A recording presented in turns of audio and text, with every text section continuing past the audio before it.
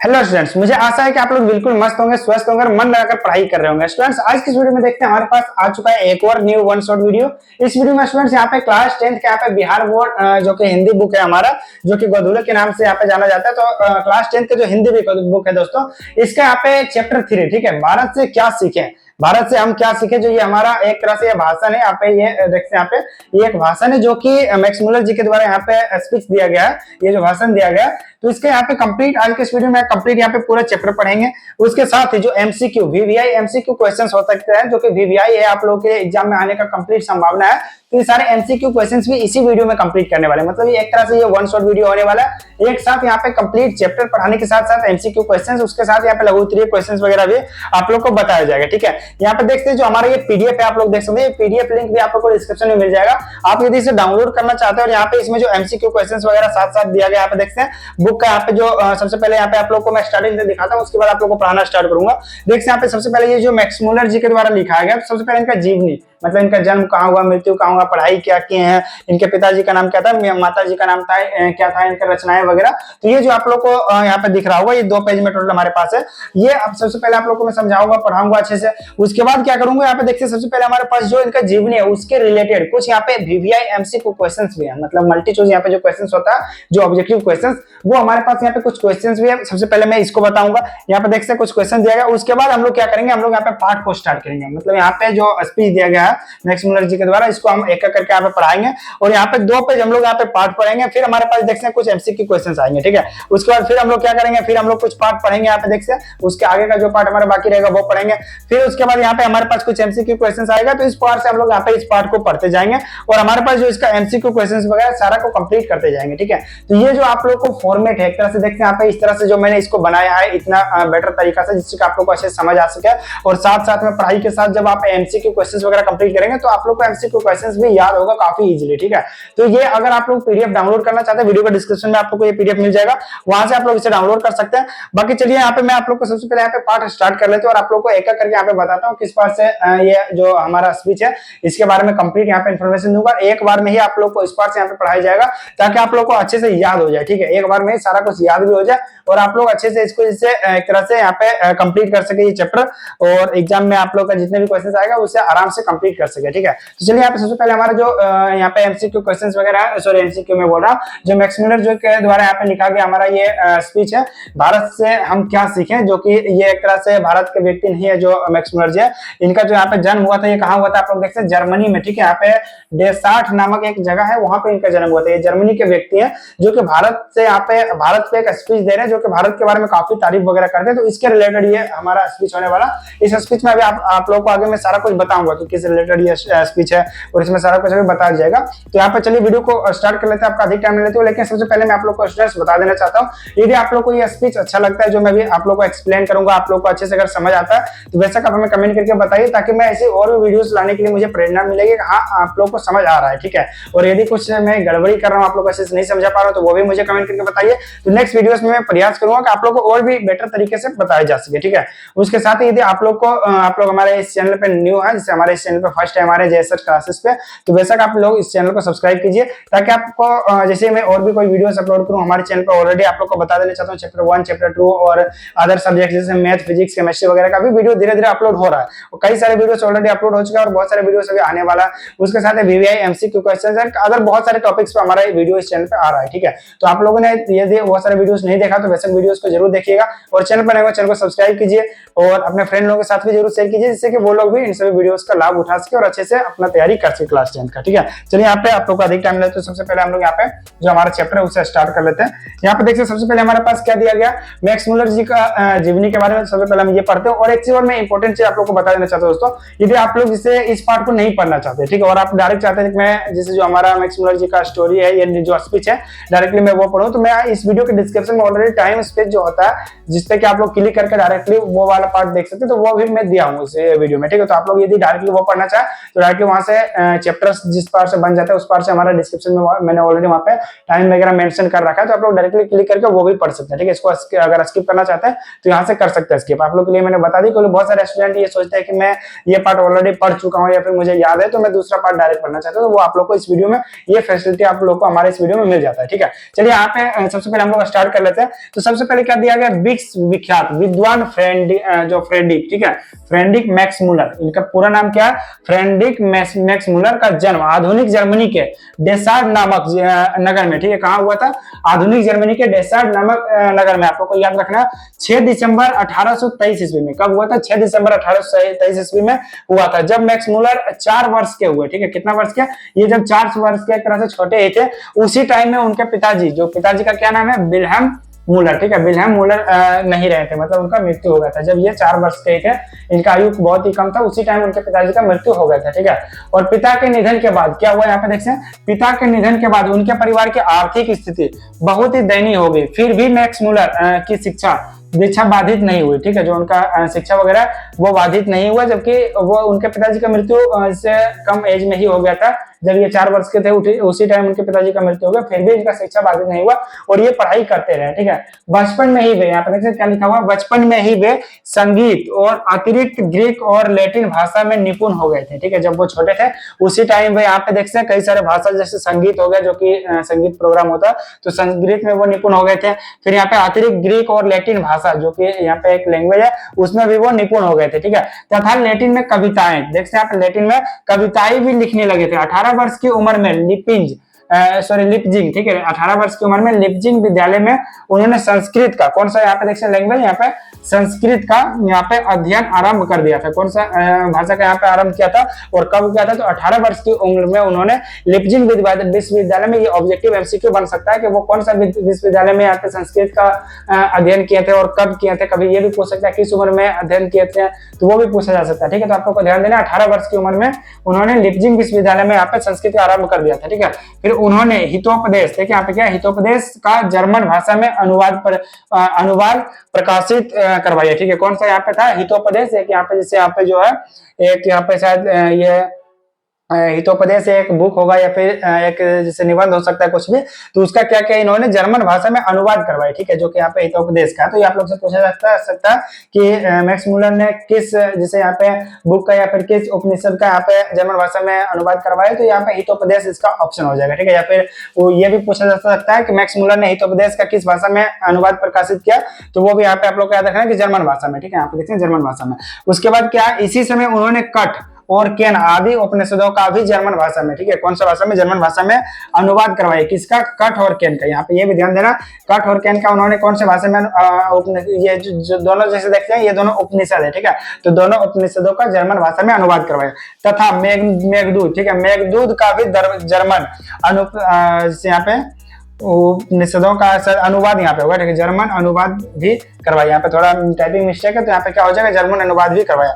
यहाँ पे देखिए मैक्स मूलर उन थोड़े से पाश्चात्य विद्वानों में अग्रिम माने जाते हैं जिन्होंने वैदिक तत्वज्ञान, ठीक है, वैदिक तत्वज्ञान को मानव सभ्यता का मूल स्रोत माना। स्वामी विवेकानंद ने, देखते हैं यहाँ पे स्वामी विवेकानंद का भी चर्चा है इस स्पीच में। स्वामी विवेकानंद ने उन्हें वेदांतियों का, जैसे यहाँ पे आप लोग से देखिए ये काफी वीवीआई प्रश्न हो सकता है, यहाँ पे कई बार एग्जाम में इस बार से पूछा भी गया कि स्वामी विवेकानंद ने वेदांतियों का वेदांती किसे कहा गया, तो क्या हो जाएगा इसका आंसर, फ्रेडरिक मैक्स मूलर। ठीक है, यहाँ पे इसका आंसर क्या हो जाएगा, फ्रेडरिक मैक्स मूलर। या फिर इस तरह से पूछा जा सकता है कि फ्रेडरिक मैक्स मूलर को वेदांतियों का वेदांती किसने कहा था, तो यहाँ पे क्या हो जाएगा, स्वामी विवेकानंद ने, ये इसका राइट आंसर हो जाएगा। ठीक है, कहा उनका भारत के प्रति अनुराग जग जाहिर है। उन्होंने भारतीयों के पूर्वजों के चिंतन राशि को यथार्थ, ठीक है, यथार्थ रूप में लोगों के सामने प्रकट किया। उनके प्रकांड पांडित्य से प्रभावित होकर साम्राज्ञी विक्टोरिया, ठीक है, साम्राज्ञी विक्टोरिया 1868 ईस्वी में, कौन सा यहाँ पे नाम ध्यान देना आप लोग को, यहाँ पे देखते हैं साम्राज्ञी विक्टोरिया ने 1868, ये ईस्वी आप लोग को याद रखना है, ये एमसीक्यू क्वेश्चंस में आ सकता है। 1868 में उन्होंने अपने देखते हैं अपने औसवर्ण प्रसाद में ऋग्वेद तथा संस्कृत के साथ यूरोपियन भाषाओं की तुलना आदि विषयों व्याख्यान देने के लिए, ठीक है, यहाँ पे व्याख्यान देने के लिए यहाँ पे आमंत्रित किया। उस भाषण को सुनकर विक्टोरिया इतनी प्रभावित हुई। कौन प्रभावित हुआ यहाँ पे? तो विक्टोरिया जो 1868 यहाँ पे देख सकते अभी ईस्वी में यहाँ पे दिया हुआ था। तो यहाँ पे 1868 ईस्वी में साम्राज्ञी विक्टोरिया, जो कि यहाँ पे देख सकते विक्टोरिया इतनी प्रभावित हुई कि उन्हें नाइट की उपाधि, नाइट है यहाँ पे जिस पर से हमारे में भारत रत्न होता है इंडिया में, या फिर और भी बहुत सारी उपाधियां, उसी प्रकार से वहां का जैसे कोई नाइट नाम का एक उपाधि है जो कि उपाधि प्रदान कर दी, ठीक है, जो कि एक उपाधि जो कि मैक्समुलर जी को दिया, ठीक है। बट यहाँ पे क्या हुआ, किंतु उन्हें यह उपाधि या फिर पदवी, जिसे पद भी कहा जाता है, अत्यंत तुच्छ लगी, ठीक है। तुच्छ मींस क्या हुआ, बहुत छोटा लगा या फिर नीच लगा। उन्होंने उसे अस्वीकार कर दिया। ये जो उपाधि नाइट की दिया गया था तो उसे उन्होंने तुच्छ मानकर उसे छोड़ दिया, ठीक है। भारत भक्त, ठीक है, ये यहाँ पे देख सकते हैं शब्द का यूज हुआ, भारत भक्त, संस्कृत अनुरागी, ठीक है, संस्कृतानुरागी एवं वेदों के प्रति अगाध आस्था रखने वाले फ्रेडरिक मैक्समुलर का जिससे जो निधन है 18 अक्टूबर 1900 ईस्वी में निधन हो गया, ठीक है। मृत्यु कब हुआ यहाँ पे ध्यान देना, 28 में बोला गलती से, यहाँ पे 28 अक्टूबर सन 1900 ईस्वी में निधन हो गया, ठीक है। प्रस्तुत आलेख जिससे यहाँ पे वस्तुतः भारतीय सिविल सेवा हेतु चयनित युवा अंग्रेज अधिकारियों के आगमन के अवसर पर संबोधित, ठीक है, यहाँ पे अधिकारियों के जो आगमन के अवसर पर संबोधित भाषणों की श्रृंखला की एक कड़ी है। प्रथम भाषण का यह अविकल रूप से संक्षिप्त एवं संपादित अंश है, जिसका, ठीक है, यहाँ पे देख सकते हैं, जिसका भाषांतरण डॉक्टर भवानी शंकर त्रिवेदी ने किया है। भाषा में मैक्समुलर ने भारत की प्राचीनता और विलक्षणता का, ठीक है, विलक्षणता का प्रतिपादन करते हुए नवागंतुक अधिकारियों को यह बताया कि विश्व की सभ्यता भारत से बहुत कुछ सिखाती और ग्रहण करती आई है, ठीक है। यहाँ पे देखते हैं कुछ पार्ट यहाँ पे बताया गया, ठीक है। उसके बाद क्या हम लोग यहाँ देख लेते हैं, उनके लिए यह भी एक सौभाग्यपूर्ण अवसर है कि वे इस विलक्षण देश और उसकी सभ्यता संस्कृति से, ठीक है, बहुत ही सीख जान सकते हैं। यह भाषण आज भी उतना ही प्रासंगिक है, ठीक है, आप देख सकते हैं आज भी उतना ही प्रासंगिक है, बल्कि स्वदेश अभिमान के विलोपन, ठीक है, यहाँ पे विलोपन के इस दौर में इस भाषण की विशेष सार्थकता है। नई पीढ़ी अपने देश तथा इसकी प्राचीन सभ्यता, संस्कृति, ज्ञान साधना, ठीक है, ज्ञान साधना, प्राकृतिक वैभव आदि की महत्ता का प्रमाणिक ज्ञान प्रस्तुत भाषण से प्राप्त कर सकेगी, ठीक है। यहाँ पे कुछ यहाँ पे भाषण के बारे में बता गया, जो कि यहाँ पे इनका अबाउट था। अब चलिए हम लोग इसके कुछ एमसीक्यू क्वेश्चंस वगैरह देख लेते हैं। उसके बाद जब ये एमसीक्यू क्वेश्चंस कंप्लीट हो जाएगा तो हम लोग यहाँ पे इनका जो फर्स्ट चैप्टर हमारे पास यहाँ पे स्टार्ट होता है, जो यहाँ पे इनका भाषण एक्चुअल भाषण स्टार्ट होता है, वो यहाँ पे इस पार्ट से, ठीक है। तो चलिए सबसे पहले हम लोग जो इनका जीवनी अभी हम लोगों ने पढ़ा, यहाँ पे देख सकते 2 पेज हम लोगों ने टोटल यहाँ पे इनका जीवनी पढ़ा है।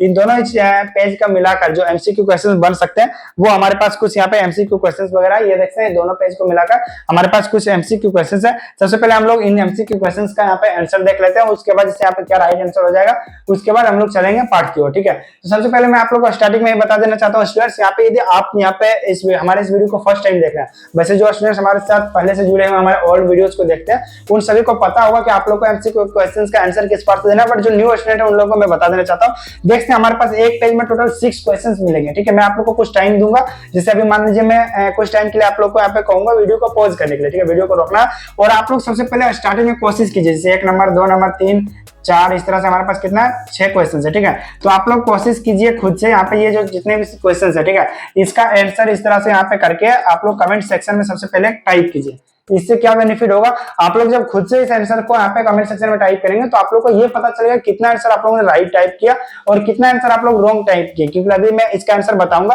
तो आप लोग को पता चलेगा हाँ मैंने एक का, जैसे मान लीजिए आप लोगों ने क्या किया, एक का यहाँ पे जो हमारा 1 नंबर है इसका को आपने आंसर दिया, 2 का खो दिया। अगर मान लीजिए आपका गलत हुआ या फिर सही हुआ तो आप लोग को ये तो पता चलेगा हाँ मुझे ये अच्छे से याद नहीं हुआ, उसके बाद आप उस आंसर को अच्छे से यहाँ पे तैयार कर सकते हैं, जैसे इस प्रश्न को, ठीक है। तो इसीलिए आप लोग को सबसे पहले क्या करना है, इस पार से आंसर को कमेंट सेक्शन में टाइप करना है, जिससे कि आप लोग को अच्छे से याद हो पाए।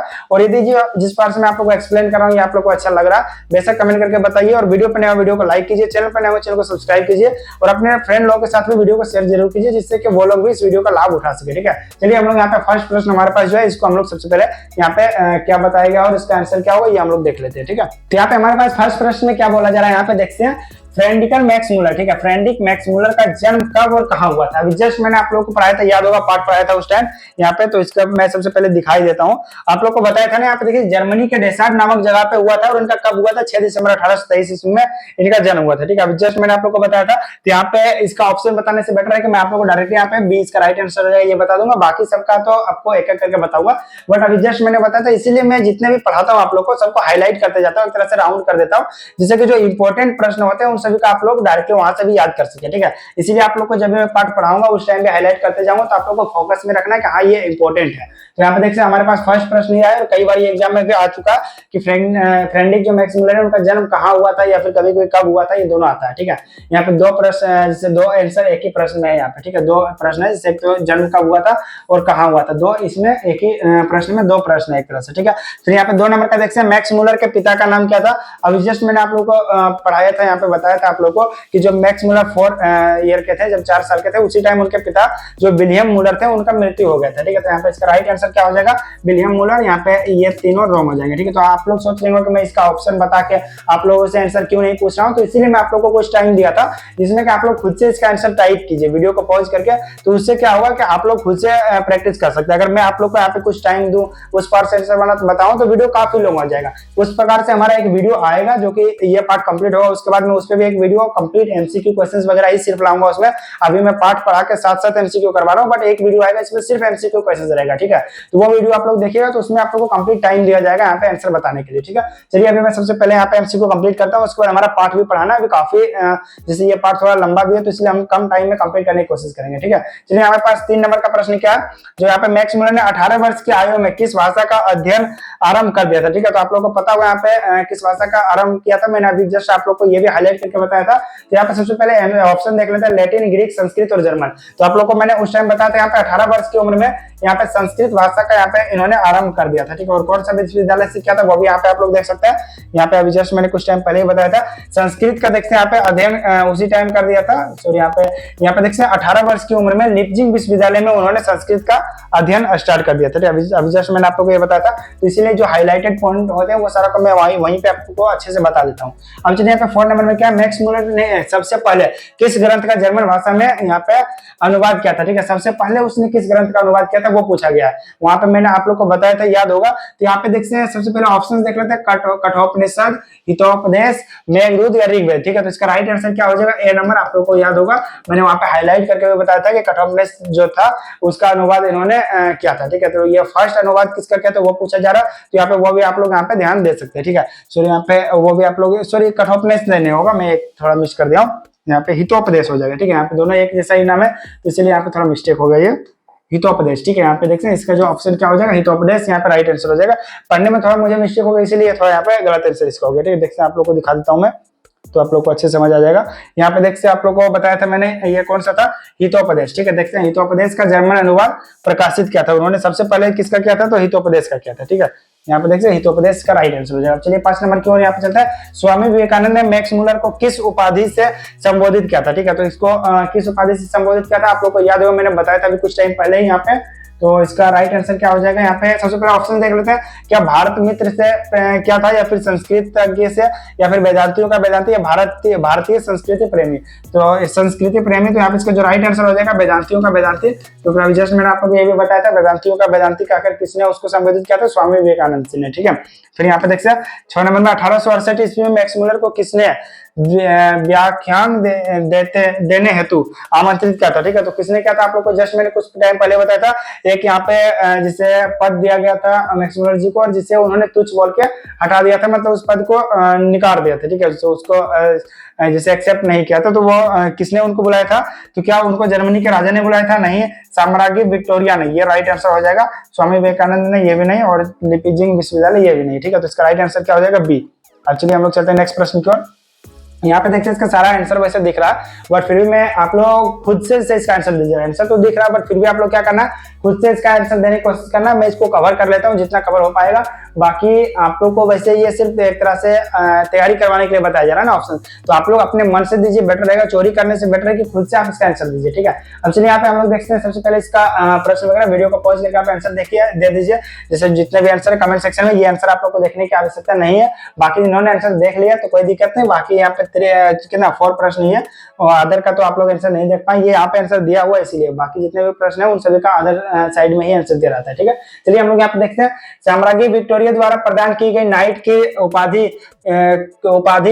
उपाधि के साथ मैक्समुलर ने क्या दिया, तो क्या उसे स्वीकार कर लिया, अस्वीकार कर दिया, या फिर आंशिक रूप से अस्वीकार कर दिया, या फिर अपने बेटे को दे दिया, तो उसे अस्वीकार कर दिया। आंशिक रूप से मतलब क्या हुआ, कुछ मतलब स्वीकार किया, कुछ अस्वीकार किया, उसको आंशिक कहा जाता है, ठीक है। तो ये सब तो नहीं हुआ था, उन्होंने क्या किया था, अस्वीकार कर दिया था। 7 का भी यहाँ पे देखते हैं, इसका राइट आंसर हो जाएगा, ठीक है। अब चलिए यहाँ पे फ्रेडरिक मैक्समुलर का निधन कब हुआ था, तो आप लोग को पता होगा 1900 ईस्वी में क्या था, और ये 6 दिसंबर या फिर 28 दिसंबर को, ठीक है। तो यहाँ पे देखते हैं 8 का यहाँ पे डी हो जाएगा, यहाँ पे ये 28 दिसंबर को इनका निधन हुआ था, ठीक है।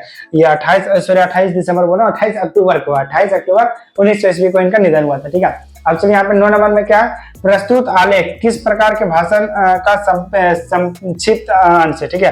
किस प्रकार का भाषण के संक्षिप्त अंश है उसके बारे में पूछा जा रहा है। तो यहाँ पे देखिए इसका जो राइट आंसर हो जाएगा सी नंबर, भारतीय सिविल सेवा हेतु चयनित अधिकारियों का संबोधित भाषण, ठीक है। ये जो एक भाषण था उनका ये एक संक्षिप्त, यहाँ पे जो अभी हम लोग पढ़ेंगे भारत से क्या सीखे, वो संक्षिप्त उसका एक अंश है, ठीक है। यहाँ पे देखिए 9 का सी इसका राइट आंसर होगा, 10 का भी तो यहाँ पे दिया है, तो आप लोग सिंपली पढ़ सकते हैं। मैक्समुलर के भाषण की आज के संदर्भ में विशेष सार्थकता क्यों है, क्योंकि स्वदेश विमान के विलोपन के दौर में प्राचीन संस्कृति का महत्व बनाने हेतु, ठीक है। तो इसलिए ये इसका राइट आंसर होगा। अब चलिए हम लोग यहाँ पे जो हमारा एक तरह से जो स्पीच है, जो हमारा मेन पार्ट है इस वीडियो का, वो हम लोग स्टार्ट कर लेते हैं।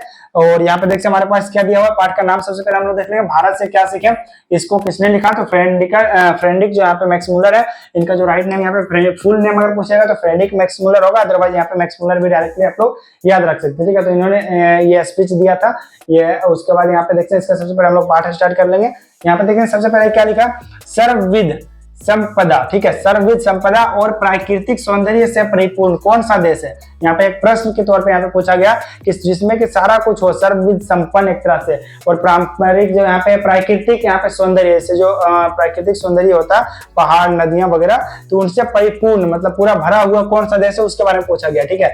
यदि आप मुझे इस भूखंड का अवलोकन करने के लिए, ठीक है, आप मुझे इस भूखंड का अवलोकन करने के लिए कहें तो बताऊंगा कि वह देश भारत है, ठीक है। यहाँ पे क्या बोला, अगर कोई उनसे ये सवाल पूछता है कि सर्वगुण संपन्न एक तरह से, यहाँ पे देखते हैं सर्वदा संपन्न और प्राकृतिक सौंदर्य से परिपूर्ण कौन सा देश है, कोई मुझसे पूछा जाए, ऐसा किसने बोला, मैक्समुलर जी ने स्पीच में बोला, तो मैं उनका नाम क्या लूंगा, वो भारत है, ठीक है। भारत जहां भूतल की वह स्वर्ग की छटा निखर रही है, ठीक है।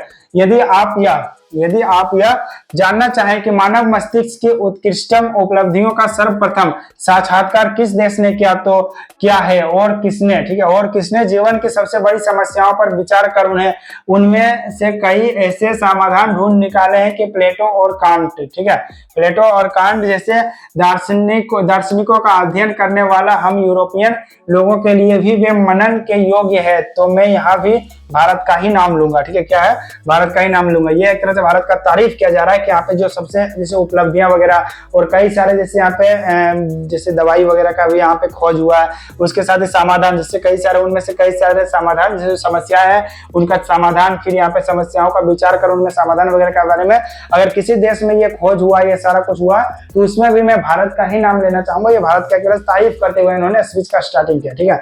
और यदि यूनानी, देखते हैं यहाँ पे क्या बताएगा, और यदि यूनानी रोमन और सेमेटिक जाति के यहूदियों की विचारधारा में ही अवगाहन करते रहने वाले, ठीक है, यहाँ पे अवगाहन करते वाले हम यूरोपियनों, ठीक है, को ऐसा कौन सा साहित्य पढ़ना चाहिए जिससे हमारे जीवन का अंतरतम परिपूर्ण अधिक यहाँ पे स्वर्गीन, ठीक है, स्वर्गीन अधिक विश्वव्यापी, यूं कहें कि संपूर्णतया मानवीय बन जाए, और यह जीवन ही क्यों अगला जन्म तक शाश्वत जीवन, ठीक है, शाश्वत जीवन भी सुधर जाए, मतलब इस जीवन में ही नहीं, इसके आगे वाले जीवन में ही हमारा हमेशा के लिए सुधर जाए, ठीक है, तो मैं एक बार फिर भारत का ही नाम लूंगा। ऐसा कौन बोल रहे हैं? मैक्स मुलर जी अपने स्पीच में बोल रहे हैं। मतलब यहाँ पे बता रहे हैं कि अगर सिर्फ यही जीवन में नहीं, इससे आगे वाले जीवन में भी अगर शाश्वत होना है तो यहाँ पे मैं फिर से उसी का नाम लूंगा। यहाँ पे किसका नाम? भारत का नाम लूंगा, ठीक है। जो लोग आजकल के भारत में घूम कर आए हैं, ठीक है, जो अभी के भारत में घूम कर आए हैं, उन लोगों को अधिकतर भारत के कलकत्ता, बम्बई, मद्रास या ऐसे दूसरे, ठीक है, ऐसे दूसरे शहरों को की ही याद है, जबकि मेरा अधिकतर ध्यान सच्चे अर्थों में भारत का नागरिक ग्रामीण वासियों की ओर ही रहा है, ठीक है। मतलब क्या बता रहे हैं? जो अभी के टाइम है, जो अभी के लोग हैं, वो अभी कहाँ घूम रहे हैं? भारत के, जैसे यहाँ पे बम्बई, दिल्ली वगैरह, कलकत्ता वगैरह में ही घूम रहे हैं। लेकिन जो मैक्स मुलर जी का अधिकतर ध्यान है वो कहाँ है? तो यहाँ के ग्रामवासियों, जैसे नागरिकों, ग्रामवासियों की ओर ही रहा है, ठीक है। क्योंकि सच्चे भारत के दर्शन वहीं हो सकते हैं। कहाँ पे हो सकते हैं? तो यहाँ के जो ग्रामीण लोग हैं, ग्रामीण इलाके हैं, तो वहीं पे आप लोग को सच्चे भारतवासियों का दर्शन होगा। बाकी जो दिल्ली, मुंबई वगैरह है, तो वो तो वेस्टर्न कल्चर को अधिकतर यहाँ पे अपना चुके हैं। तो उसी के बारे में यहाँ पे बताया गया कि सच्चा भारत का अगर आप लोग दर्शन करना, तो यहाँ पे नागरिकों और ग्रामीण वासियों से ही आप लोग को ये हो सकता है, ठीक है। 2-3 हजार वर्ष पुराना ही क्यों? जिससे यहाँ पे क्या हुआ?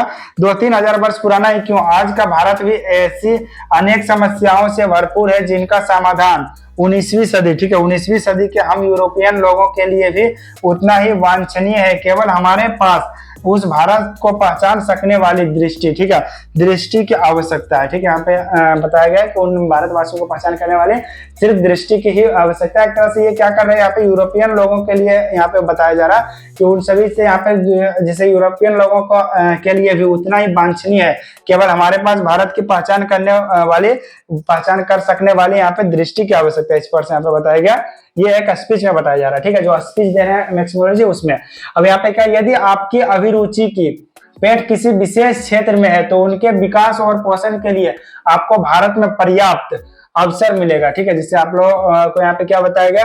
आपको जैसे रुचि, किसी अभिरुचि जो है किसी पेट किसी विशेष क्षेत्र से किसी स्पेशल जगह में है, तो उसको जैसे यहाँ पे क्या क्या उसका भरण पोषण या फिर विकास करने के लिए आपको भारत में पर्याप्त अवसर मिलेगा। इसके बारे में बताया गया, ठीक है। यदि आपने उन बड़ी बड़ी समस्याओं में रुचि ली हो जिनके बारे में आपने यहाँ के श्रेष्ठतम विचारक सोच विचार किए क्या करते हैं, तो आपको अपने भारत प्रवास को ज्ञान विज्ञान के क्षेत्र में निर्वासन समझ लेने की कोई आवश्यकता नहीं है, ठीक है। यदि आप भू विज्ञान में रुचि रखते हैं तो हिमाचल में श्रीलंका तक का विशाल भू प्रदेश आपकी प्रतीक्षा कर रहा है, ठीक है। यदि आप भू विज्ञान में जैसे रुचि रखते हैं तो उसके बारे में बताया गया।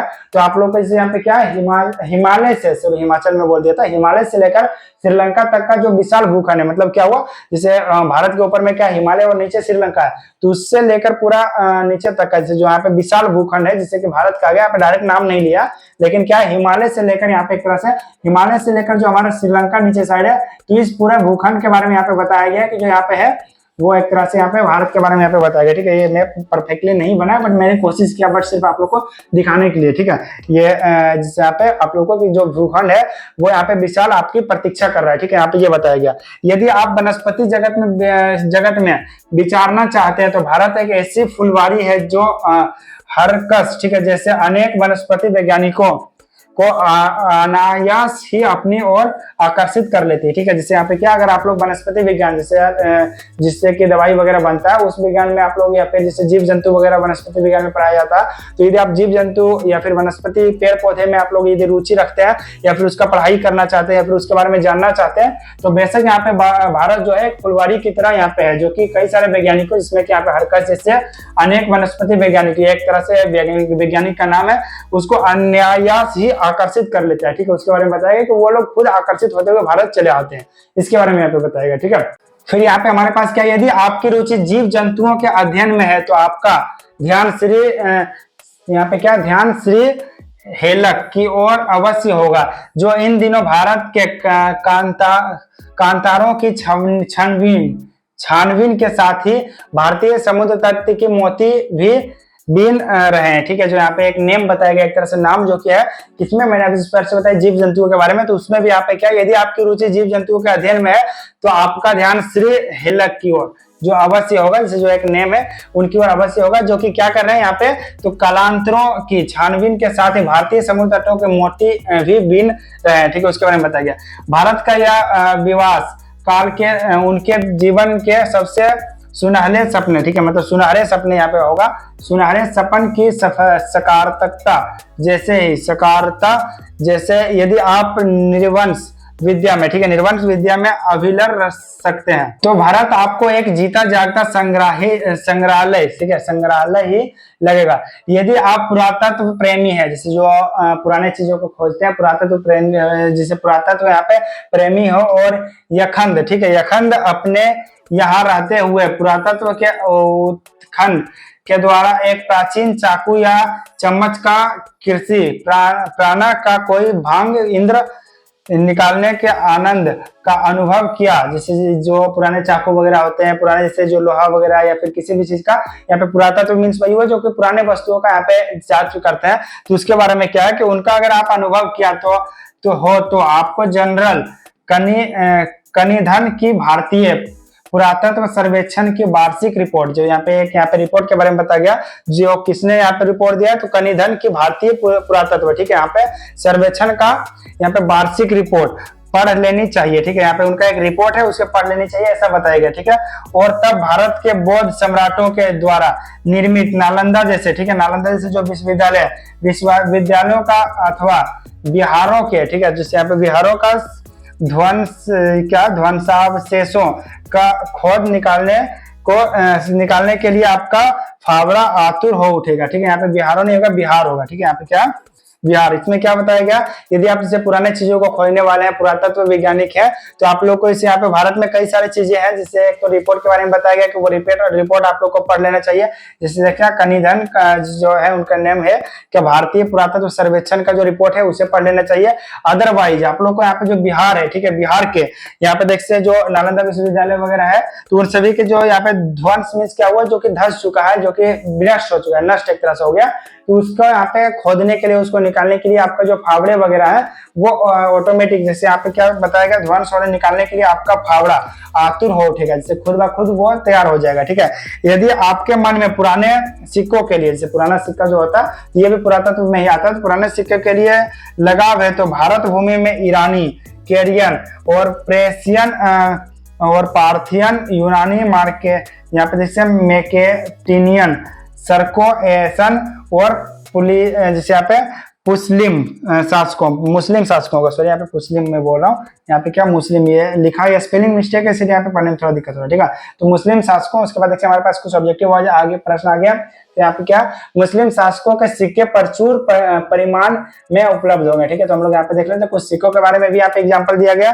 अब चलिए हम लोग सबसे पहले यहाँ पे इसको जो कुछ ऑब्जेक्टिव क्वेश्चन हमारे पास आ चुका है, इस क्वेश्चन को हम लोग कंप्लीट कर लेंगे, उसके बाद जो नेक्स्ट हमारा पार्ट है, जो नेक्स्ट यहाँ पे स्पीच है, उसको हम लोग पढ़ेंगे, ठीक है। सबसे पहले हम लोग क्या करते हैं, जो यहाँ पे एमसीक्यू क्वेश्चन वगैरह है तो इसे पढ़ लेते हैं, और फिर से आप लोगों को मैं यही बोलूंगा, सबसे पहले आप वीडियो को पॉज कीजिए, ये जितने भी प्रश्न है इन सभी का आंसर आप लोग खुद से कमेंट सेक्शन में टाइप कीजिए, ठीक है। मैं थोड़ा साइड हो जाता हूँ, आप लोग टाइप कीजिए, उसके बाद इसका जो आंसर है वो मैं आप लोग को बताऊंगा, ओके। तो आई होप स्टूडेंट्स आप लोगों ने इसका यहाँ पे आंसर्स कमेंट सेक्शन में बता दिया होगा। चलिए हम लोग यहाँ पे पार्ट के जितने भी आंसर्स हैं उन सभी को, जैसे यहाँ पे जो प्रश्न है सभी का जो यहाँ पे एक तरह से क्या राइट आंसर होगा वो सारा हम लोग देख लेते हैं, ठीक है। तो हमारे पास सबसे पहले क्या दिया गया, यहाँ पे 11 नंबर में हमारा जो प्रश्न है, यहाँ पे सर्वविध संपदा और प्राकृतिक सौंदर्य से परिपूर्ण देश कौन सा है। अभी जस्ट मैंने स्टार्टिंग में ही आप लोगों को बताया था, तो इसका राइट आंसर आप लोगों को तो पता ही होगा, बट फिर भी मैं यहाँ पे बता देता हूँ। क्या ये यूनान था, तो नहीं। क्या ये रोम था, नहीं। क्या जर्मनी था, नहीं। ये कौन सा देश था, भारत था, हमारा अपना देश भारत। और ये कौन सा व्यक्ति बोल रहा है जो कि हमारे देश का नहीं है, बाहर देश का वो व्यक्ति यहाँ पे इस पे स्पीच दे रहा है और भारत के बारे में इतने सारे तारीफ कर रहे हैं, सिक्के के बारे में, यहाँ पे पुरातत्व विज्ञान के बारे में, उसके साथ ही जो हमारे जीव जंतु है उन सभी के बारे में, सभी चीजों के एक तरह से बोल रहा है कि पूरे सभी चीजों में जो परिपूर्ण देश है वो कौन सा है, तो यहाँ पे भारत है, ठीक है। फिर यहाँ पे देखते हैं किस देश के मानव मस्तिष्क की उत्कृष्टम यहाँ पे उपलब्धियों का सर्वप्रथम साक्षात्कार किया, ठीक है। किस देश ने, यहाँ पे क्या हुआ, किस देश ने मानव मस्तिष्क की उत्कृतियों का सर्वप्रथम, जैसे यहाँ पे जो उपलब्ध है उनका सर्वप्रथम साक्षात्कार किया, तो किसने किया था ये, तो यहाँ पे इसका जो राइट आंसर हो जाएगा स्टूडेंट्स यहाँ पे डी हो जाएगा, ठीक है। यहाँ पे भारत के बारे में बताया गया, और ये जो हम लोग यहाँ पे देखते हैं इसका जो राइट आंसर यहाँ पे डी हो जाएगा। अब यहाँ पे इसके जो हमारा नेक्स्ट प्रश्न है वो यहाँ पे क्या 13 यूरोपियनों को कौन सा साहित्य पढ़ना चाहिए, ठीक है। जो यूरोप के लोग हैं उनको कौन सा साहित्य पढ़ना चाहिए जिससे उनका जीवन अधिक यहाँ पे स्वर्णीय और मानवीय बन सके। ठीक है, तो इससे यूरोपियनों के को कौन सा जैसे यहाँ पे साहित्य पढ़ना चाहिए इसके बारे में बताया गया। तो क्या उनको यूनानी साहित्य पढ़ना चाहिए, रोमन साहित्य पढ़ना चाहिए, या फिर यहूदी साहित्य, या फिर भारतीय साहित्य। तो ये किसके बारे में बोला, यूरोपियों को कौन सा साहित्य पढ़ना चाहिए। तो इसका भी राइट आंसर हो जाएगा डी, हमारे पास क्या भारतीय साहित्य पढ़ना चाहिए। ठीक है, फिर यहाँ पे देखिए हमारे पास क्या 14 नंबर में सच्चे भारत के दर्शन कहाँ किए जा सकते हैं। क्या वो मुंबई और मद्रास में किया जा सकते हैं? नहीं। क्या वो दिल्ली और ग्रामीण कलकत्ता में सॉरी दिल्ली और कलकत्ता में किया जा सकता है? नहीं। क्या वो ग्रामीण वासियों के बीच किया जा सकता है? हाँ, ये राइट हो जाएगा। तो 14 नंबर का हमारे पास राइट आंसर क्या हो जाएगा, 14 का डी जो हमारा है वो यहाँ पे इसका राइट आंसर हो जाएगा। ठीक है, अब यहाँ पे हम लोग देखते हैं नेक्स्ट हमारे पास जो दिया हो 15 नंबर में, यहाँ पे आज का भारत यहाँ पे यूरोपियनों के लिए कौन सा क्यों वांछनीय बताया गया। ठीक है, जो आज का भारत है वो यूरोपियनों के लिए क्यों वांछनीय बताया गया। ठीक है, तो यहाँ व्यापार की अपार सभ्यताएं हैं, यहाँ प्राकृतिक संपदा प्रचुर मात्रा में, ये वैज्ञानिक प्रयोगशालाएं अधिक है, यहाँ अनेक समस्याओं के समाधान उपलब्ध है। ठीक है, तो भारत आज का भारत यूरोपियों के लिए क्यों वांछनीय बताया गया, तो यहाँ पे डी इसका राइट हो जाएगा, यहाँ अनेक समस्याओं का समाधान उपलब्ध है। ठीक है, तो ये इसका राइट आंसर हो जाएगा। ठीक है, फिर हमारे पास देखिए 16 नंबर में एक प्रश्न है जिसमें बताया गया भू विज्ञान में रुचि रखने वाले के लिए भारत की कौन सा क्षेत्र विशेष रूप से उल्लेखनीय है। ठीक है, यहाँ पे भारत का कौन सा क्षेत्र है, तो क्या यहाँ पे गंगा का मैदानी क्षेत्र है, तो ये नहीं हो जाएगा। क्या हिमालय से श्रीलंका का तक का भूप्रदेश, तो ये राइट आंसर हो जाएगा। बाकी राजस्थान और ये सारा यहाँ पे रॉन्ग हो जाएगा। ठीक है, तो हमारे पास क्या बी इसका राइट आंसर हो जाएगा। अब चलिए नेक्स्ट प्रश्न की ओर, हमारे पास दिया 17 नंबर में वनस्पति विज्ञान में भारत का कौन सा रूप बताया गया। ठीक है, भारत को यहाँ पे कौन सा, तो क्या यहाँ पे उपजाऊ बताया गया, नहीं वनस्पति में। ठीक है, तो ये एक फुलवारी बताया गया था, आप लोगों को याद है मैंने बताया था कि यह एक फुलवारी की तरह है। ठीक है, तो ये फुलवारी इसका राइट आंसर हो जाएगा। फिर यहाँ पे 18 नंबर में देखते हैं जीव जंतुओं के अध्ययन से जुड़ा कौन सा वैज्ञानिक भारत में कार्यरत है, तो क्या यहाँ पे डार्विन होगा, प्लेटो या स्लेम, नहीं ये हैकल होगा। ठीक है, और भारत में जीव जंतुओं के अध्ययन से यहाँ पे लेकर समुद्री तट वाला ये भी सेम हो जाएगा, यहाँ पे भी हैकल ही इसका राइट आंसर हो जाएगा। और ये मैक्स मुलर वगैरह, कांटो, प्लेटो वगैरह तो नहीं होगा। ठीक है, फिर 20 नंबर में देखिए यहाँ पे निर्वंश विद्या में रुचि रखने वाले व्यक्ति को भारत कैसा लगेगा। ठीक है, जो निर्वंश विद्या है उसमें जो रुचि रखते हैं तो उसको कैसा लगेगा, तो यह एक जीता जागता संग्रहालय लगेगा। ठीक है, फिर यहाँ पे 21 नंबर में देखते हैं पुरातत्व प्रेमियों को किसकी रिपोर्ट पढ़नी चाहिए, किसका रिपोर्ट के बारे में बताया गया था, आप लोगों को याद होगा वहां पे कनिगम का रिपोर्ट के बारे में बताया गया था, तो यहाँ पे जनरल कनिगम इसका राइट आंसर हो जाएगा। ठीक है, फिर 22 नंबर में देखते हैं यहाँ पे भारत में कौन सा प्राचीन विश्वविद्यालय उत्खनन में उल्लेखित है। ठीक है, तो कौन सा विश्वविद्यालय प्राचीन विश्वविद्यालय का नाम हुआ था, तो यहाँ पर नालंदा के बारे में। ठीक है, ये तक्षशिला और ये सारा नहीं था, बल्कि कौन सा था, नालंदा, जो कि बिहार में स्थित है, जिसके बारे में बताया गया था, आप लोगों को याद होगा, जस्ट मैंने यहाँ पे बताया था। ठीक है, तो ये हमारा हो जाएगा। अब देखिए लास्ट में हमारे पास 23 नंबर में क्या है, भारत भूमि में किन किन शासकों के सिक्के पाए जाते हैं। ठीक है, तो क्या केवल यूनानी शासकों के पाए जाते हैं, नहीं। क्या केवल ईरानी के पाए जाते हैं, ये भी नहीं। क्या ईरान, यूनानी शासकों तथा अन्य शासकों। ठीक है, तो यहाँ पे देखिए 23 का सी इसका आंसर सही हो जाएगा। यहाँ पे ये इसका ईरानी, यूनानी, यहाँ पे देख लेते हैं, मैं आंसर इसका दिखा देता हूँ, आप लोग यहाँ पे देखते हैं।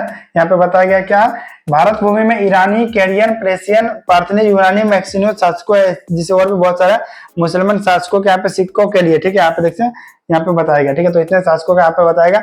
उसके साथ ही मैं यहाँ पे एक और चीज बता देना चाहता हूँ स्टूडेंट्स, यहाँ पे देखते हैं ये जो आंसर दिया गया, ठीक है, तो इसमें से कई सारे ऐसे आंसर्स भी जो कि यहाँ पर रॉन्ग दिया हुआ है। ठीक है, ये आप लोग को पॉइंट रखना, जैसे मैं जब पीडीएफ दूंगा तो ये नहीं कि सर ने मुझे गलत पीडीएफ दे दिया या फिर गलत आंसर दे दिया। ठीक है, तो आप लोग ये ध्यान देना, इसमें थोड़ा टाइपिंग मिस्टेक हो गया था, मैंने बाद में जब इसको यहाँ पे रीचेक किया था तो यहाँ पे ये गलत आंसर था। ठीक है, देखते मैं एग्जाम्पल के लिए कुछ आंसर आप लोग को दिखा देता हूँ, जो कि देखते हैं यहाँ पे जैसे फुलवारी वाला 17 नंबर का। ठीक है, आप लोग को याद होगा इसका आंसर राइट यहाँ पे बी हो जाएगा 17 का।